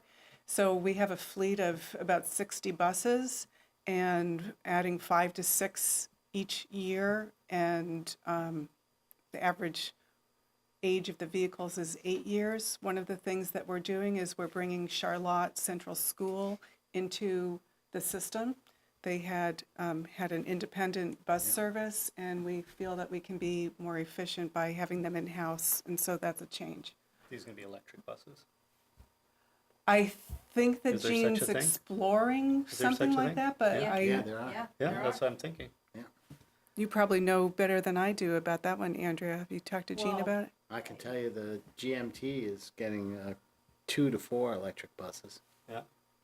Yeah, so I'm we'll, partnering with Burlington Electric to charge them Yeah. off rate. So, yeah, And if we have a fleet of 60, what a great district to try out buses on, electric buses, right? there's that opportunity. If you want to Absolutely. be on a transportation committee, I'm sure. That's what I'm there's- thinking, right? I'll say those buses should be driving around town picking up everybody, Yes. not just students. Yeah. But that's another topic. That's another topic. I just have to say safety. What's better, say? Okay, this one, you'll like this one. So with the Shelburne, So back to the buses. Is that in addition to the 8 cents we saw, or 8%? The buses. That's an additional. yes. Yes, above the budget Yes. number. Okay. And remember, it's a $76 million budget. So the numbers, yeah. Yep. Yep. Okay, this one, Shelburne Towns, the school construction project in Shelburne had some fund balance from the project, and so we're asking voters, can we reallocate that for other projects in different areas? And Hinesburg is on the list of using some of that money. I thought this might be something you'd be interested in. Kitchen, it's going to go towards the kitchen, playground, painting the 1998, exterior of the 1998 addition. There's roof work in there. And I can talk about some of those items if you want details. Lyman Field improvements are in the budget for this current year, and that work's going to happen in the spring. That's the stuff we talked about. Yeah. That's good to hear. Yep. And anyway, any questions related to that? I realize I'm using They're all time, gonna but I, have to be planning for new stormwater permits for all the schools. Because the state rules will come into effect and they all have large impervious surfaces that will have to be addressed. okay. I know I'm using too much No, time. so I think that's good. Are there any more questions? I mean, our jaws dropped when we saw the final number because I hadn't seen that yet. But, it is what it is, so. It's a big number, yeah. Yeah. You can exit unless there's something that anyone wants to talk about. So any questions? One thing I'll talk about is not necessarily budget related. It's the schedule of the early dismissal on Tuesday and late start on Wednesday. Please eliminate that. At least consolidate the days because it is, for Hinesburg especially, after school activities, nothing on Tuesday. It's disappointing to the kids. And I just don't understand why you can't do a late start for all the schools on one day. Because you're adding bus runs, and it just doesn't seem to make any sense to me. I don't know what the reasoning is. The Wednesday, I'm not familiar with that, so I'd have to ask. Well, CVU starts an hour Administrators. later for their Oh, teacher CVU. meetings, just Yeah, like yeah. they do the elementary schools. I believe it's all of them. So Get out you're- an hour early on Tuesday. So you're asking for the alignment of the K-8s with the high school? Right. Okay, okay. I'll bring that feedback back. Yeah. The Tuesday early release has been very successful for professional development. Instead of pulling people out of the building for full days or sending people off in different places, it's ongoing professional development, and teachers have immediate access to trying things out in the classroom immediately, getting immediate feedback, and it's been a very successful program. We understand that for some families, there might be a burden and related to childcare issues, and so we're continuously looking at ways to provide systems for ensuring that there can be programs available. It's not that the school's not going to fund it, but provides the access for other organizations to provide some kind of service perhaps, and then depending on family needs for costs and so forth. But we'll continue to look at that because I'll bring it back. It just seems like there's a lot of extra added costs, especially with the bus runs. Mm-hmm. And then what you lose on those Tuesdays.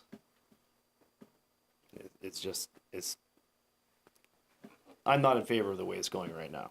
I do understand the value, but I think the value could be Wednesday mornings across the district.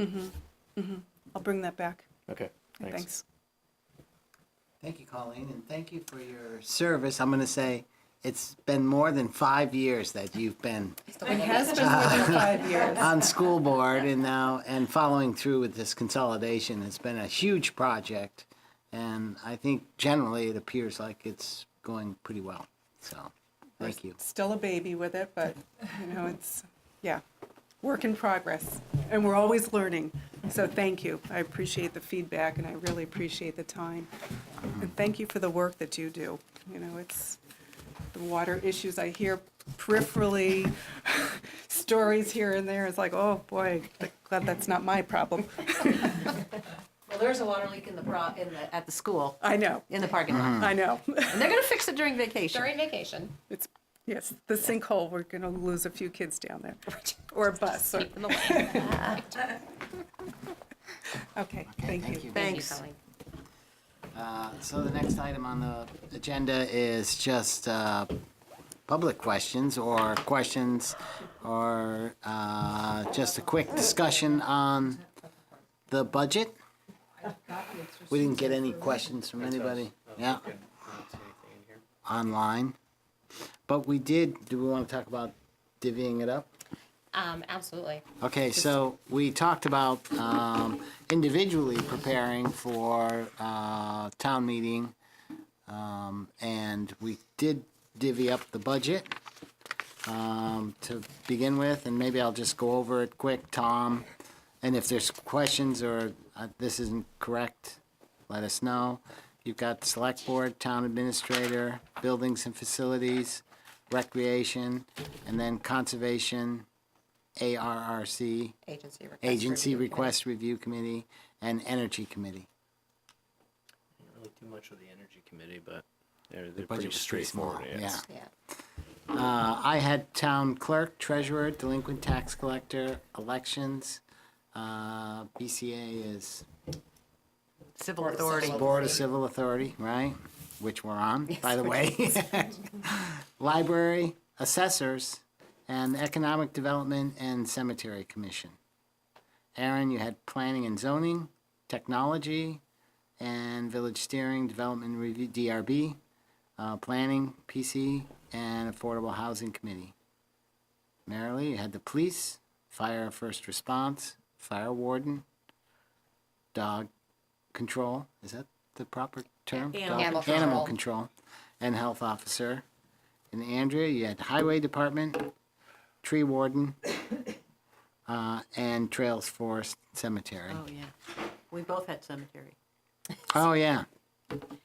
Does that mean I'm going to have to explain the dog bites this year? Yes, maybe. The police biting them. And Renee, you were on just an understanding of the benefits, insurance, and capital cost projections, which we have, and then the grand list, Debt service. revenues. I put income, but it's really revenues. Debt service, that's a question. Will you send this around as an Yep, email? I could resend it around, yep. I sent the sheet to Norm. I said, but he didn't respond. I said, do you have any questions? I I'm can sure do he'll that come again. with things. Yep. Yeah. I know I've got it somewhere, but. Are there any specific budget questions we have? We should just take a look at them. We had suggested sharing them with others, seeing what questions come up. Budget looks pretty good after Colleen was here. We'll have to bring that up maybe 10 times. So maybe.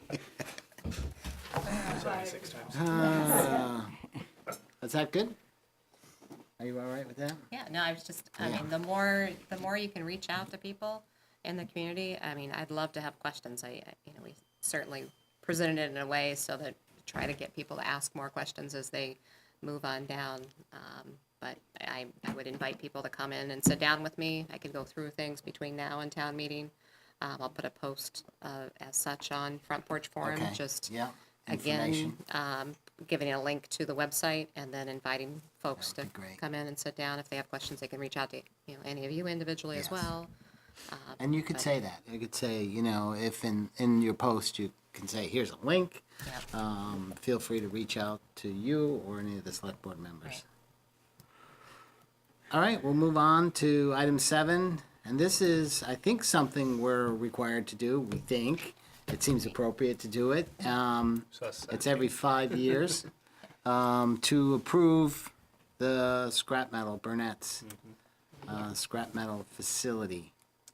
So yes, it's a every 5-year process. In the past, this is the first year it's coming to you first. In the past, it's gone to the DRB for them to just let you know if there's any issues, any zoning related issues, and they provide a little report, and then it comes to you to approve.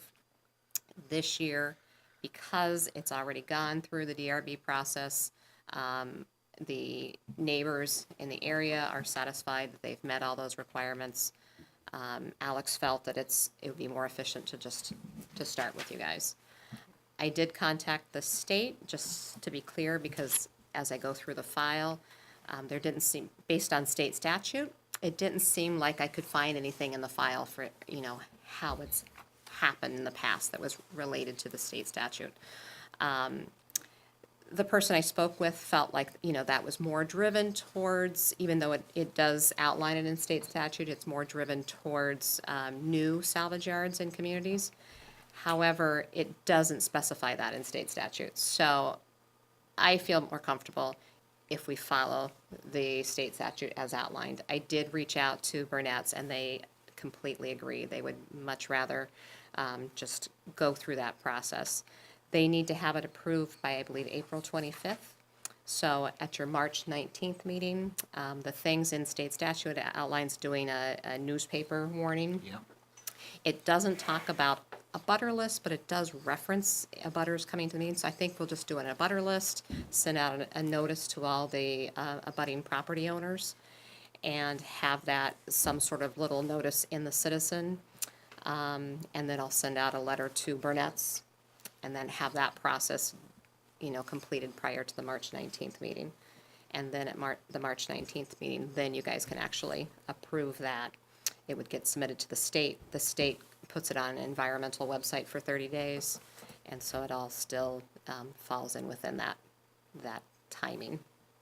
And they pay a $25. They pay a 25, so they've application fee. already submitted their check for $25. But we pay for the newspaper and all that. Yes, yeah, so it's there's not nothing in there that. Not a big moneymaker. So I would make it a very, I mean, because it doesn't specify what needs to be put in there, I think I would put, what this is, the address of the, the applicant, the date that the hearing is going to be, just a very basic notice. And, Is this coming to us because the 5-year period? yeah, it's just a 5-year, I mean, this Or is of something some that other happens every trigger. 5 years. There's not some other trigger No, that's no, coming there's to no us other for? trigger, and in speaking with planning and zoning, they're in very good standing, they've, met all of the requirements of the DRB, so they, have no issues with Burnett's. Burnett's is actually really would appreciate following the process in state statute, despite if, there's a It's actually clear need or not, it's written, and so they agree that it would be best to just follow the. Sounds good. So, go ahead. This is the first time I ever saw all this statute. really? I remember in the past approving it, but I think that this information probably did go to the DRB or something, and that's Probably, the maybe. criteria. But one of the things I was thinking about was stormwater runoff from there, and whether what we might want to just check is I would assume that it's a pre-existing use, and so it never had to have a stormwater permit. And whether what we could do is probably not for this permit, but maybe at least put in mind that there should, they may need to be coming into compliance at some point with the state, but we could ask that by the next 5 years, there be some kind of report on how they are addressing stormwater. That seems reasonable. It seems like a facility that Yeah. potentially, I would be surprised the state doesn't require something. Well, I think they probably never, Because they sort of just grew into it.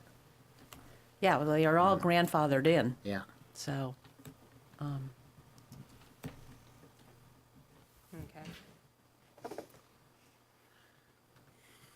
Anything else on this? So we'll be, based on the public notice and whatnot, it'll be in March when we'll Yeah, so the actually- March 19th for meeting, so approval. we'll have all of those steps done in the order of timing that we can best, by the state statute. And maybe add a little more to it by notifying abutters. Yeah, at this point, we know of no issues with the butters. No, we're not aware of any issues. Planning and zoning's not aware of any issues. Everyone has actually, even during the process, reported out they were very pleased with what Burnett's have done, the improvements that they've made. So while there were issues in the past, there's not any that we're aware of currently. So they resolved those issues in the last 5-year permit? Yes, Yeah, yeah, okay. yeah. Yeah. But I guess that's what I would like to find out is whether if you can ask the state, whether they are going to be required to address stormwater in the future? Do you know, does that, will all of the different types of businesses receive? Well, anything that's going to be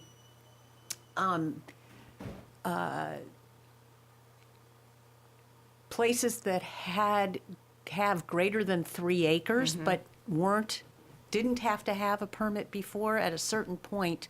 I'm not sure the timing is, they will be required to get a permit. Okay. And now it's anything that is over an acre is going to need to be get a permit. Okay. But projects that in the past, or now, even in the future, well, whatever, there's some kind of 2-acre projects in the past aren't going to need a permit, but anyway, it'd be good to know how that's going to be Okay, addressed. They might know that. right.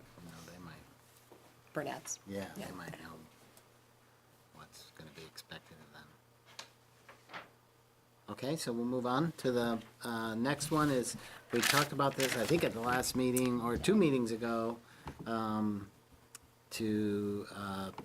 it's on the highway mileage that we certified already. We got a little more information. I don't know if you want to explain it, or Did we tell you Joy, I that we think, would helped. continue pursuing this? I think you did, yes. I think we did. Yes, you did. We And to followed be through. ready for next year, I think, right? Yes, so Joy is really the one that's been taking the lead on this and going down each rabbit hole, each path. And so I can let her kind of give a little brief summary of kind of where you've gone and sort of, and where we're at. Okay. Well, Is he like- so Ken's pointing, you should use the Sure. microphone. Oh, there we so go. can You be- get the guest of honor seat. Yeah, and Let me see if I can keep You this. can introduce yourself with your new title. Okay. I'm Joy Dubin-Grossman, Assistant Town Administrator.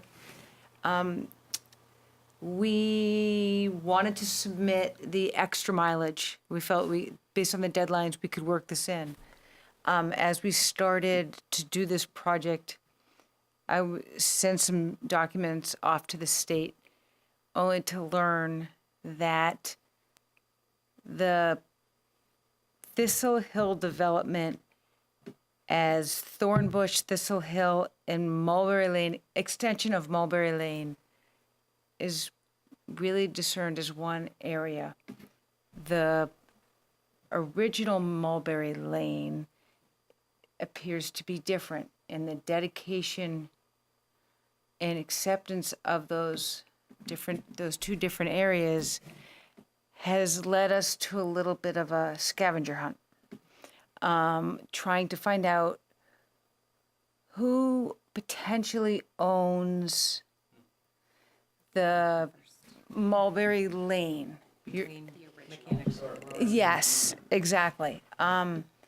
And I've made some phone calls, including Bart Frisbee, the developer of Thistle Hill, and Russ Baroni, the original developer, and some email exchanges with Bart Frisbee's attorney. We are at the point right now, we are really unclear if there is, we cannot put our hands on a warranty deed that says who owns Mulberry, First section. the first section of Mulberry Lane. And you're shaking your head like you know something. I remember there being an town offer of dedication Yeah, when and he then we're did not that finding that. subdivision for that section of the road.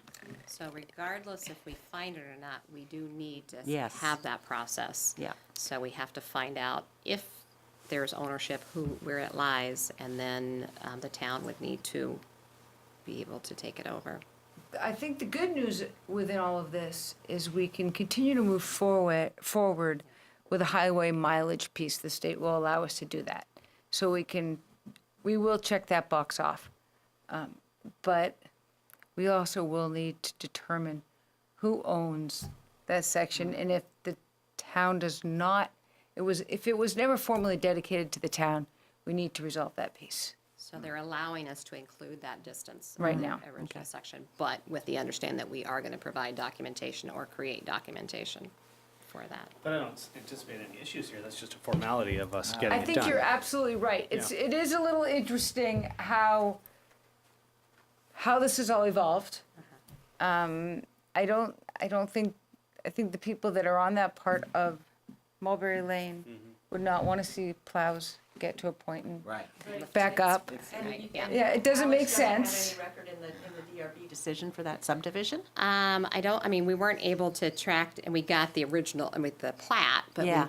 there wasn't anything additional. So In the DRB, in the conditions of approval for the subdivision, it didn't? I don't know that we checked that far. So That's we a could very good- that's a certainly good look at point. that. And That's whether, another- or how their deeds are written. That's what we want to find, Yeah. is Right. how those individual deeds are written, because it may spell something out. Lesson learned, you ask for one thing, and then, like you said, a rabbit hole. Oh, All of a yes. sudden now. Which we know this, Joy now knows. Yeah. Now, Joy now knows Yes. very well. And it is, as you said, just a formality, but it's pretty, it's not just sign a piece of paperwork. Right. It's going to be a Yeah. little bit of work Right. if, in fact, the ownership's not clear. And this town has to take it over. We have a process to do that. Right. Okay? Yeah. Thank you. Good, thank you. Thank you. So no action for us to take, because we've You're already gonna, submitted that. you're next- going to sign this revised Okay. one. Oh, we will. It's a Yes. revised one. Yeah. Okay. Because we actually are gonna get some credit for So, some additional mileage. it was in our packet. Did everybody take a look at it? It's an increase of how much? 0.46 miles. And so with this, there is a small addition here. Oh, I think it should be 33.17. Not that they're gonna slap your wrist or anything, but Did I add Tom's doing that. Is that what you're saying? Well, you've got Either that or I'm adding wrong, but It could be. think- wrong. 0.71 plus 3.71, 0.46 should come up to 6, 7. You're right. 0.17. That was done so as to know if you've read she was it. just, this was a 0.47. test. This was a test to see if the select board was really paying attention. I finally caught one. Yeah, there you go. You can get your chocolate on the way out. There's nothing there. And the deal on Creekside is that that one's already been done? Yeah, that was my question. Is this it? Are we up to date now? As far as it appears, we are up to date Good. with highway mileage. We will confirm that that's the case. Yeah. I would suggest by Tuesday, tomorrow. Okay. But it appears that way. So moving forward on this, these certificates of highway mileage, we're gonna have details in here of what mileage was added and what those roads were included, because that's not been the case. So there'd be little distances of mileage, but it didn't say what road it was. what roads yeah. those were. Yeah. And so that's been part of the rabbit hole, is just trying to figure out, okay, so back in 2000, whatever, this 0.31 miles were added, but then to figure out what that was, so. We've got a process. So do we need to approve this and sign this today? Yes. So we would yes. need a motion to approve the Revised. certificate of highway mileage revised. I think Tom should make For a that total motion, of since 0.47 He found the miles. addition. I'll make that motion. Are we adding the new, whatever we want to call it, by the police station yet, or is that not figured out? No. Probably have to name it first. Yeah, well, there's some questions as far A as few what it names is. floated. Yeah. So Is there- that one. So I'll Us- second it for you, Tom. There's Okay. a second. Any more discussion? And who has to sign this? You guys are all, Okay, I mean, at so least we- 3 of you. All right. I think we're good. All those in favor of the motion, say aye. Aye. Aye. So none opposed. That motion passed. And item 9, I think we've already covered that in item 6, just the roles and necessary preparation for town meeting. Is there anything else? We'll, I guess, assume we'll show up before 7. Would be good. And checking in with Frank too ahead of time, since he's running a meeting. Right. Yes. Yeah. Yeah. Is that something? Yeah, I will check in with him just to see if there's any things I'm sure is attending the town meeting, or at least he did last year because it was his first time, how to, through yeah, VLCT. yeah. Okay. And cameras and all that, they're That's, on board. I set that all up Yep. yeah, Yep. so I've got VCAM lined up, I've got the school reserved, the. And does Val take minutes? Got a list of all No? the things. Who takes No, minutes? Missy takes minutes. Missy takes minutes. Yeah, It's recorded. yeah, Okay. and it's recorded, yeah, so. I would suggest if Renee, you think of anything, or anybody else thinks of something we should bring, remember, consider, just via email, just informational, would be helpful. Are you gonna have a PowerPoint where you've got those nice graphs? So Phil and Okay, is good. working on that. Okay, and I know not last year, but some years there've been pictures of the committees and something about the committees, which is really nice. I don't know Yeah. if you have time to do that. Yeah, I'm not sure if, I wasn't planning on a picture of every committee, but certainly some highlights. Yeah, yeah. We will talk up the town. Right, and something about John who got the award. Yep, Yeah. those kind of things, yeah. And the new employees. Yes, police if there officers. were any, if there are any The new good vehicles. if there are any good new employees, we might mention them. If there were, but If there were. there, So, yeah, I think, just to sort of say, Aaron did say we should start off with the budget, immediately go right to that, say, here's what it is. Not big discussion, but get it out there and note that during the rest of the meeting, that's what the discussion will be on. But then highlights, similar to what's in the report already, the highlights of town activities and some of the some of the good things, and probably acknowledge some of the challenges too, so. Did you have something, Colleen? I saw you. No, I was just gonna check on whether you had an interest in having any kind of a school report prior to the meeting at the same time, but I'll be there in case questions come up. Okay. Yeah, don't worry about it. Isn't the school meeting at 4 o'clock? Yeah, it's, Yeah. yeah. And then It seemed- there's a lot of distance between Yeah.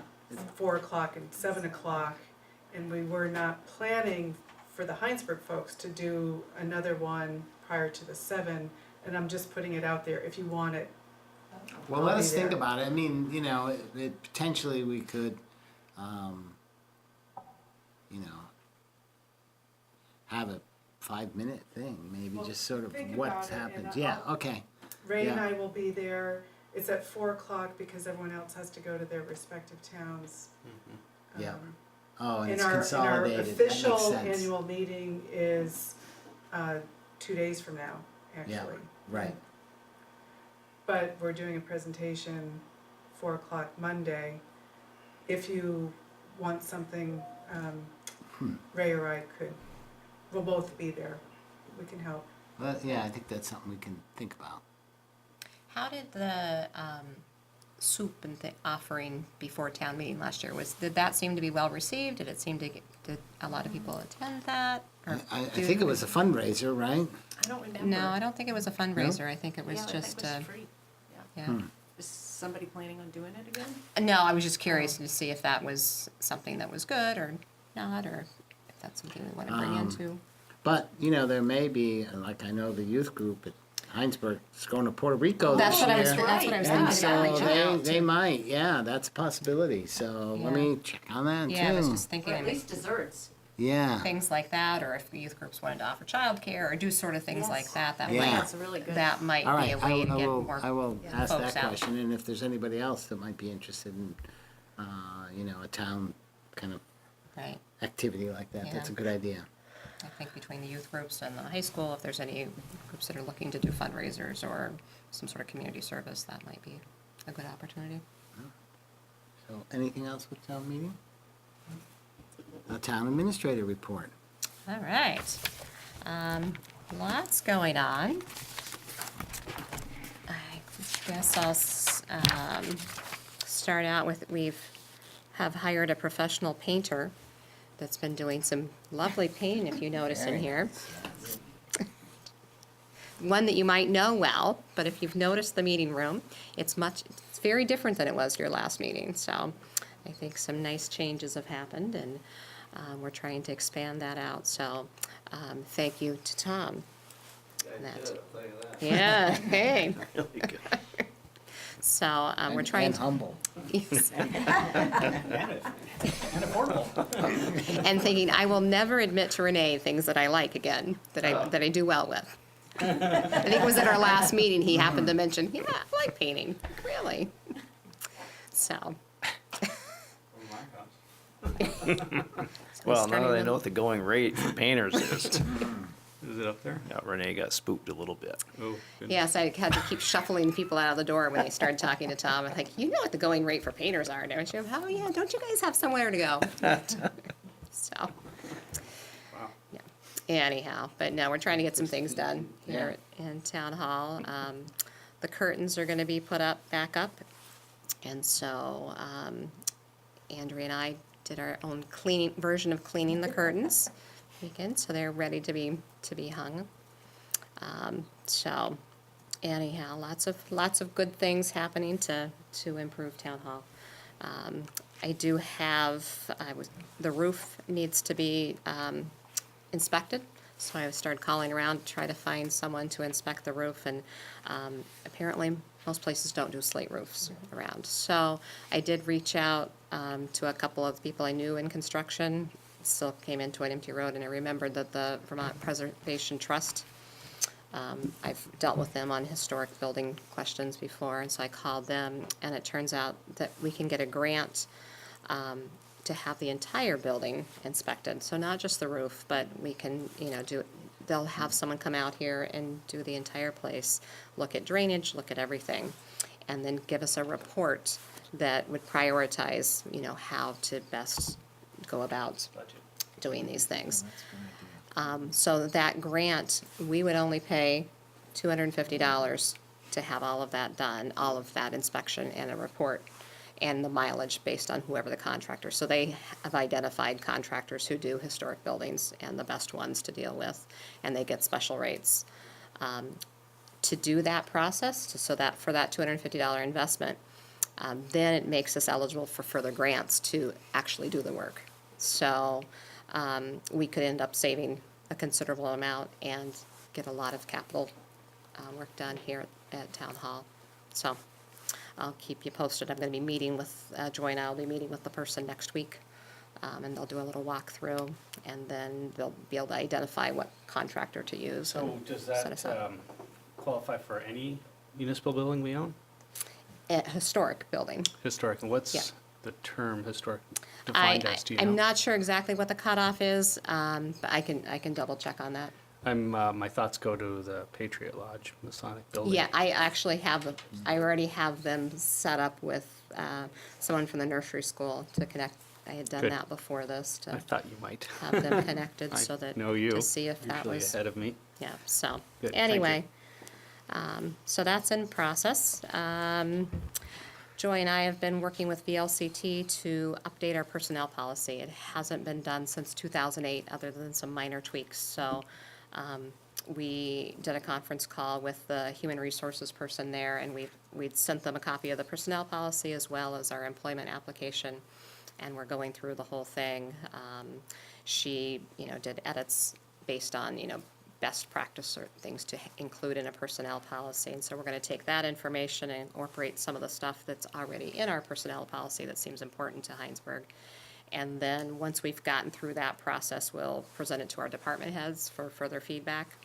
And eventually it'll come to you guys to look at and review, and so that we can hopefully get our personnel policy updated. It's quite a lengthy process, so it's not something that's going to happen overnight. It's actually, the more we got into it, the more we realized, this is why it takes towns a long time to do this. But So it's also very water important. allocation before or policy? Got lots of big ideas here. So, and we are just trying to get things started and rolling and in good order. So that was, of the policies, that was our priority one to start with, and then we'll work from there. Roads are being posted tomorrow, so we'll be putting that notification up. Wow. Mike will be putting the signs up throughout the roads, and Temperature, right?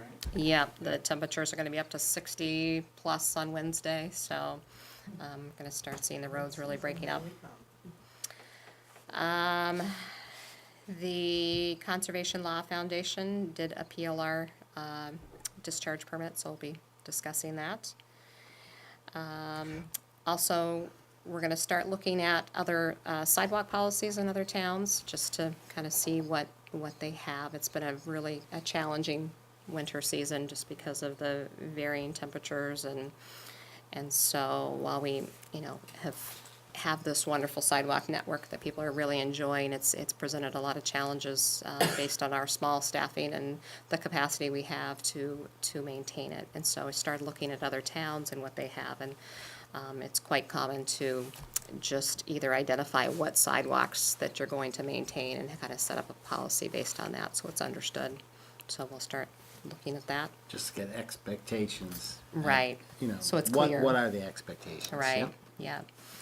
The town reports will be delivered to the Hinesburg Post Office tomorrow morning, and so are expected to be delivered either tomorrow or the next day. So we're keeping in regular communication with the post office so that we make sure that stays on track. The steel was delivered today for the town garage, and so Mike texted us, and so Joy and I took a little road trip over there, and they've actually started erecting the pieces, so the crane's out there and doing work. So if you want to stop by sometime this week, it would be a nice field trip. It's kind of cool to see. It'll be really nice, it'll be warm for them to be. Yeah, Yes, absolutely. yeah. I think they're looking forward to some better temperatures. So we'll have our next construction meeting is tomorrow morning. And so we'll get an update now that there's some more activity happening. We also have a safety committee meeting tomorrow after that meeting. And I think that's the bulk of it. There's more, but Any other questions for Renee or Joy? All right.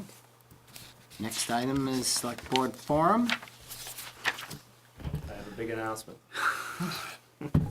So another Bissonnet Fields fundraiser is coming along.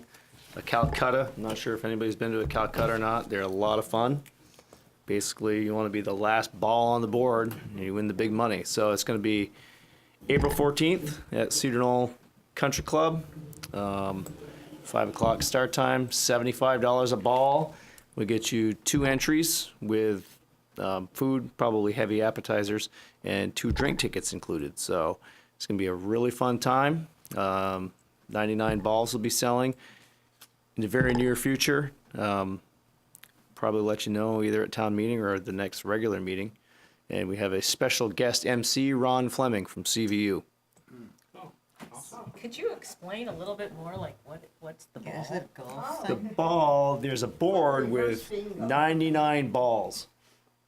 And through the evening, 1 ball gets drawn at a time. If your ball gets drawn, you're off the board, which means your chance to win is eliminated. But there is insurance you can buy. So if you have For an extra insurance, fee. for an extra fee, of course, a fundraiser. donation. Your ball That's goes the back fundraiser. up. Oh, But every 10th ball pulled will win a prize. And then the last 10 people who are in stand up, and Ron makes fun of them. And you get to decide how much of the prize money you want to split. If one person says they don't want to split, you keep going. Yeah. So it's a lot of little fun. to watch. psychological test too. Little huh? psychological test. How strong-willed are you to hang in there? Survivor But show. So that's the 14th. April 14th, Saturday. That should be a lot of fun. All right. Anybody else for Select Board Forum? Should we probably, Talk about postings? Is that what you're going to say? no, Sorry. well, we could. But where I was going with this, last Tuesday, a few of us attended the rec commission meeting. Oh, That's yeah. right. Yeah, that's a good point. So I don't know Yeah, if somebody's we going to want mention that or not. Sure. So, as you know, after your meeting where the Recreation Commission, the Fire Department came, the Recreation Commission held their own meeting and invited the public to the concept of what is it? Old Home Days. And so the start would be June 30th.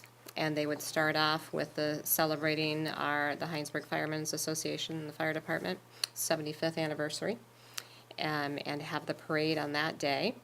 And then for each day leading up to July 4th, there would be different celebrations. And so the idea is to bring people back to their hometown of Hinesburg and celebrate not only with the history of the fire department, but Hinesburg itself. And so it's presented as an opportunity for something even bigger and better for Hinesburg, but it's going to need a community support and community to put it together. So I think you guys, we've talked about building community, and this is just another perfect example of a way to build community and to honor our town. So I think there's going to be a lot more information to come and a lot of opportunities for people to help out and join in and be part of the process, and bring other ideas of ways to celebrate in those days. So the Recreation Commission is looking for additional feedback and obviously for people to step in and join up and help out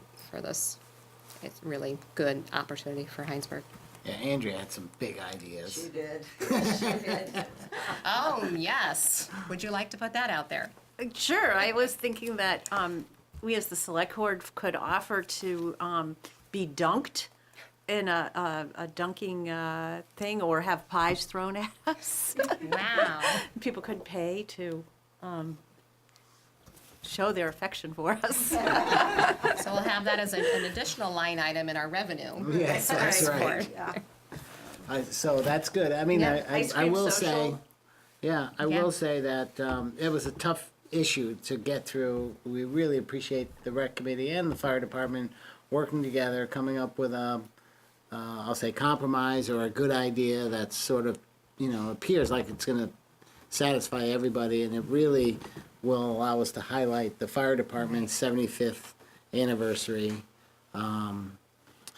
And still we'll get other things like the Hilly Hobby race and yeah. things like that. I think- And the Hilly fireworks will Hobby. be on the Hilly floor. Hobble. Hilly Hobble. Hilly Hobble. Hilly Hobble. Can you say that 5 times really fast?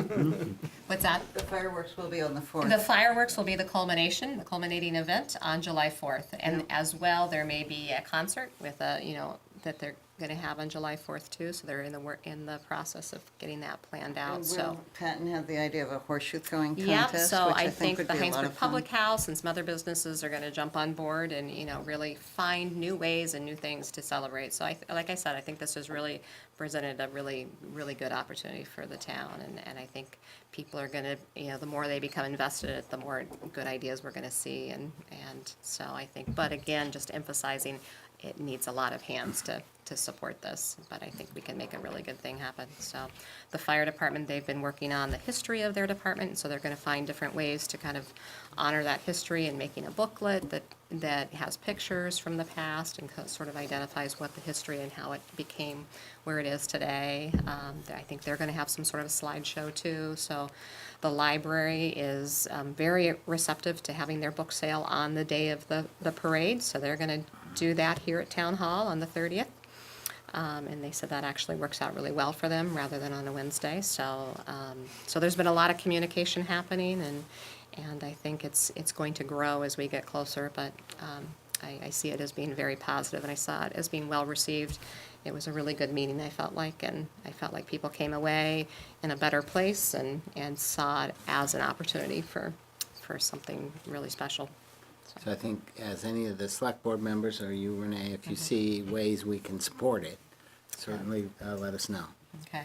It seems like some events, like in the afternoon before the fireworks, would be an opportune time to really consolidate things, because it's, the fireworks don't start until dark, so I think that's what I've been trying to think about in my What head is activities we what might have. activities could we be doing Right. prior to the fireworks Yeah. that would get people in town and.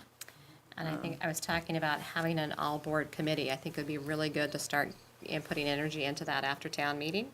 And maybe even doing something how we used to with welcoming all the boards and committees and having sort of a potluck. And a way of thanking and showing appreciation for all the work that they've put forth. And then have that as a kickoff to the all-board committee, but then also talking about this new celebration that this 5-day celebration, and maybe how we can distribute that work among all the boards and committees and how they can participate in that. So I think that might be a good way to bring more people in. Is there discussion since last week about the actual parade route? I think that's something that Al's working on. So what Tom is talking about is it sounds like there's going to be a lot of other communities bringing in fire departments to support the Hinesburg Fire Department. With that, there's going to be a lot more vehicles and fire trucks and things coming here.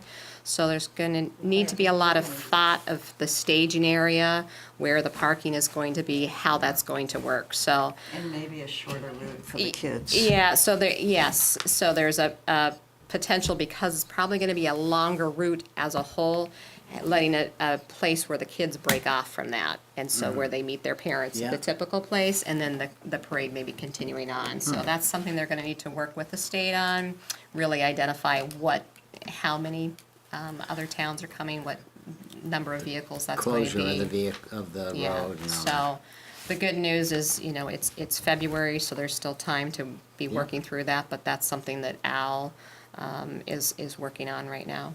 So that'll need to be, there's a lot of planning for that piece of it, but it's not, other towns have done this, so there's ways to make it work, and so this is an opportunity to figure that out.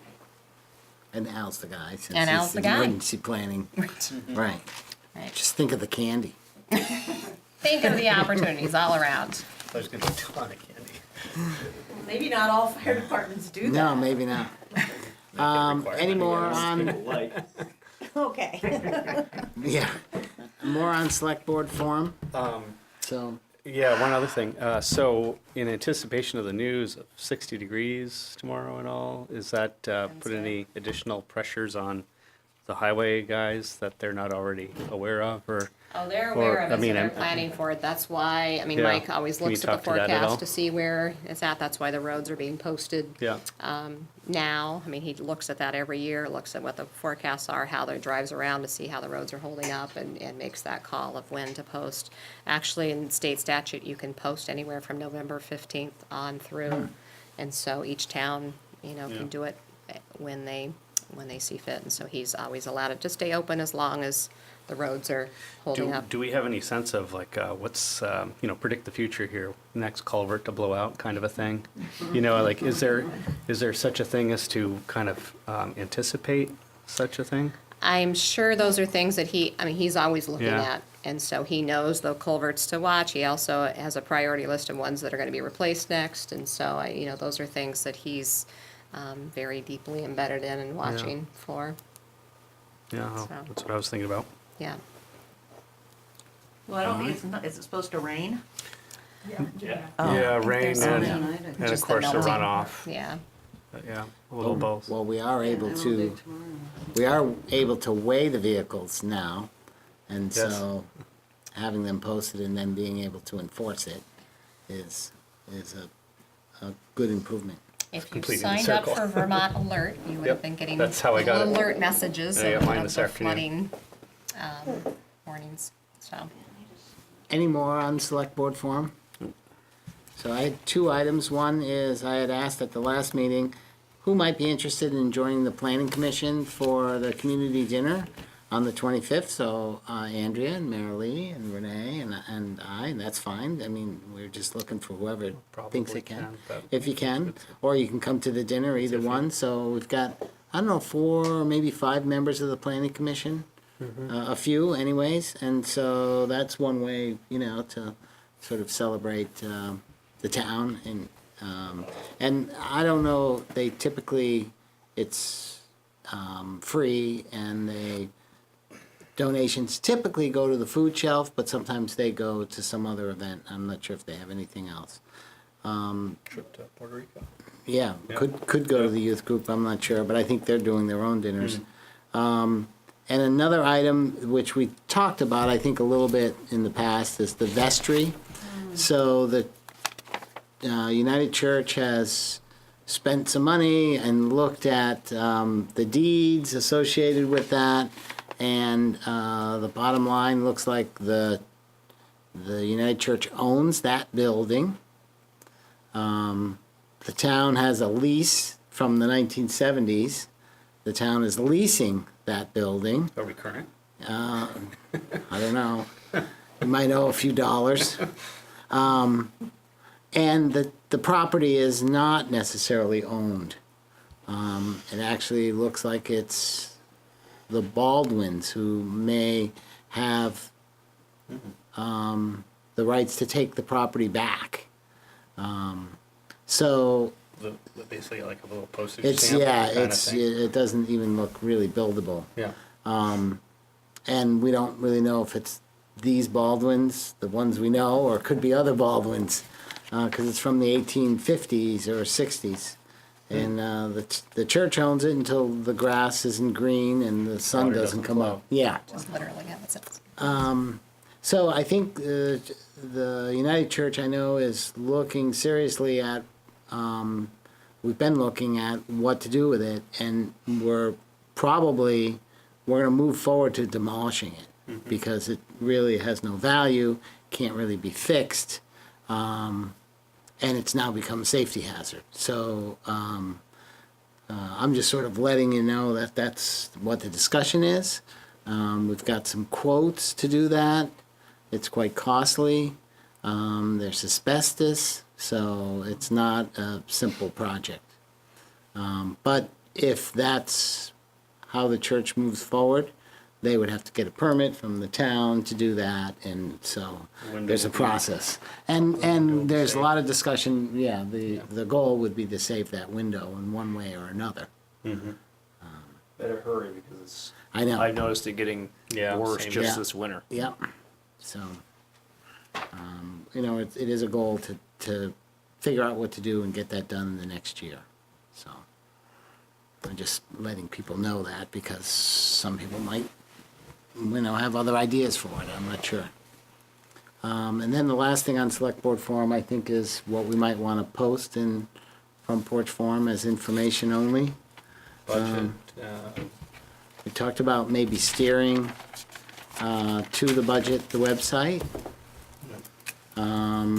Might put something in, these are just ideas, town garage, starting to get erected. And then maybe to expect a town report, or you should be receiving your town report in the mail. Anything else? water allocation conversation. Do you want that in Yeah. there? That seems good.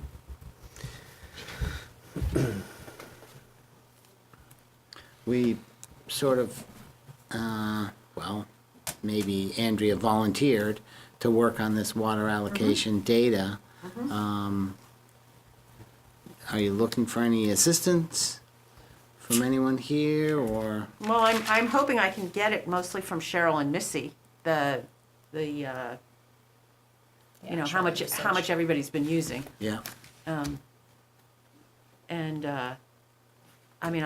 make a draft up and send it around to everybody and see if you have other okay. ways of, or other questions. I just started asking myself questions.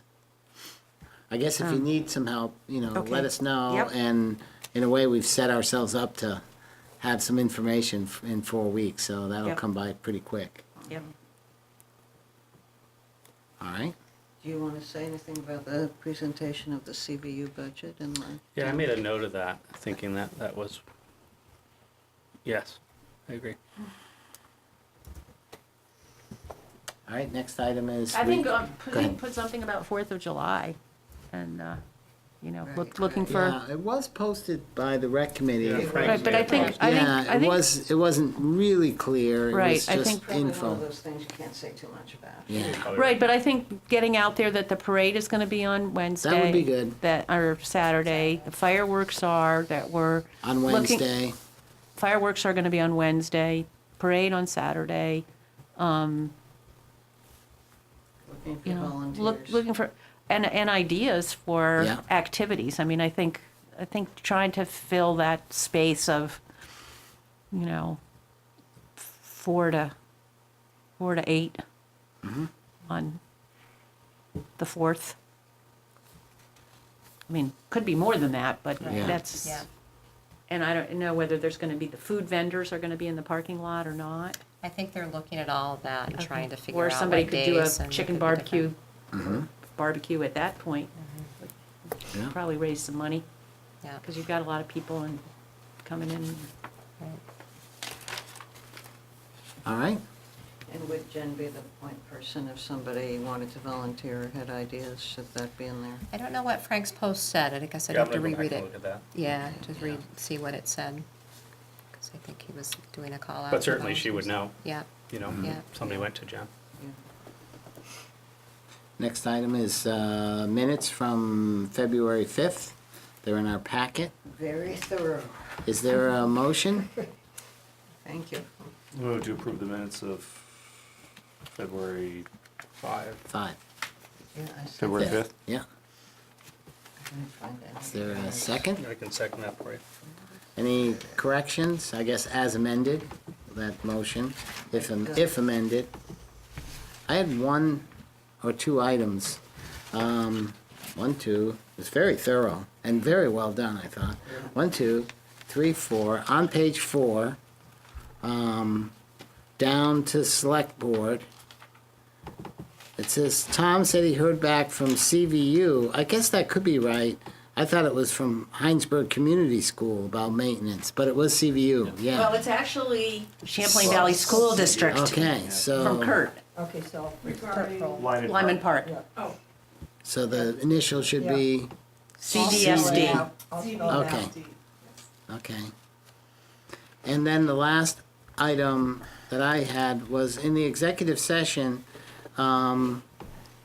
did we not come out and approve the union contract? I didn't get any information. No, I know, yeah. so- I thought did we not come out and make a motion to approve the union contract? Yes. Yeah, we did. Yeah, so we should need to add reflect that. that in here, Okay. so. So we could just, Who, Andrea moved to approve the union contract. Aaron seconded. okay.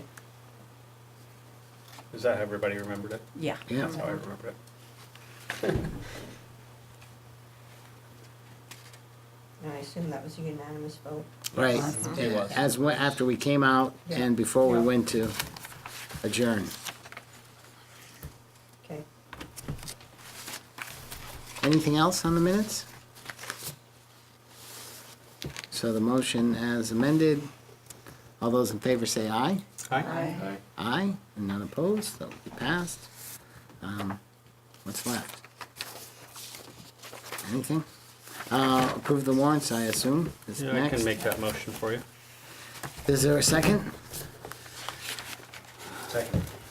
And the warrants and payroll are there. Oh, I gotta check the AP, that's new tonight. Yes, Yeah. right. All those in Box of cookies. favor say aye. Aye. Aye, none opposed, so that passed. And we didn't mention this before, but for Ken too, we are considering going into executive session primarily to discuss a number of issues. There's no expectation that we will make any motions. We'll go into executive session and stop the televising the meeting. If we were to make take any actions, we would have to come out of executive session, take those actions, and they would be reflected in the minutes. So there's a couple of topics to talk about. We have a contract to look at and discuss concerning Observatory Road, and the potential to upgrade that, the requirement to upgrade that. There is the health order that's been issued that is, I guess, going to go to court. it is. And so there's some discussion that we may have about that. There is our wastewater permit that's in the process. And there's an appeal by the Conservation Law Foundation. And so we should discuss our position there. There is some activity around the MOU with CSWD, and just an update on where we are and what we might do around that. And then a discussion about potentially a contract concerning the security around the new town garage. So most of this is just an update and an opportunity to discuss these contracts. And again, if any decisions were made, we would come out of executive session. So we're going to need a couple of motions. Let me pull out my cheat sheet. The first would be a motion that premature disclosure would put us at a substantial disadvantage. I'll make that motion. Second. And then the second motion, that we move into executive session to discuss these contracts with these, all five of these,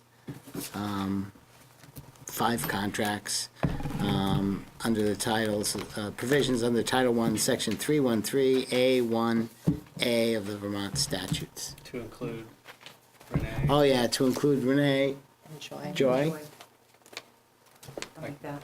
And I'll Okay. second it for you. and that's seconded. So, the motion, the first motion, all those in favor say aye. Aye. Aye, none opposed, so that passed. And then the second motion, all those in favor say aye. Aye. Aye, and that one passed, so Ken, I think we're all set. Good night.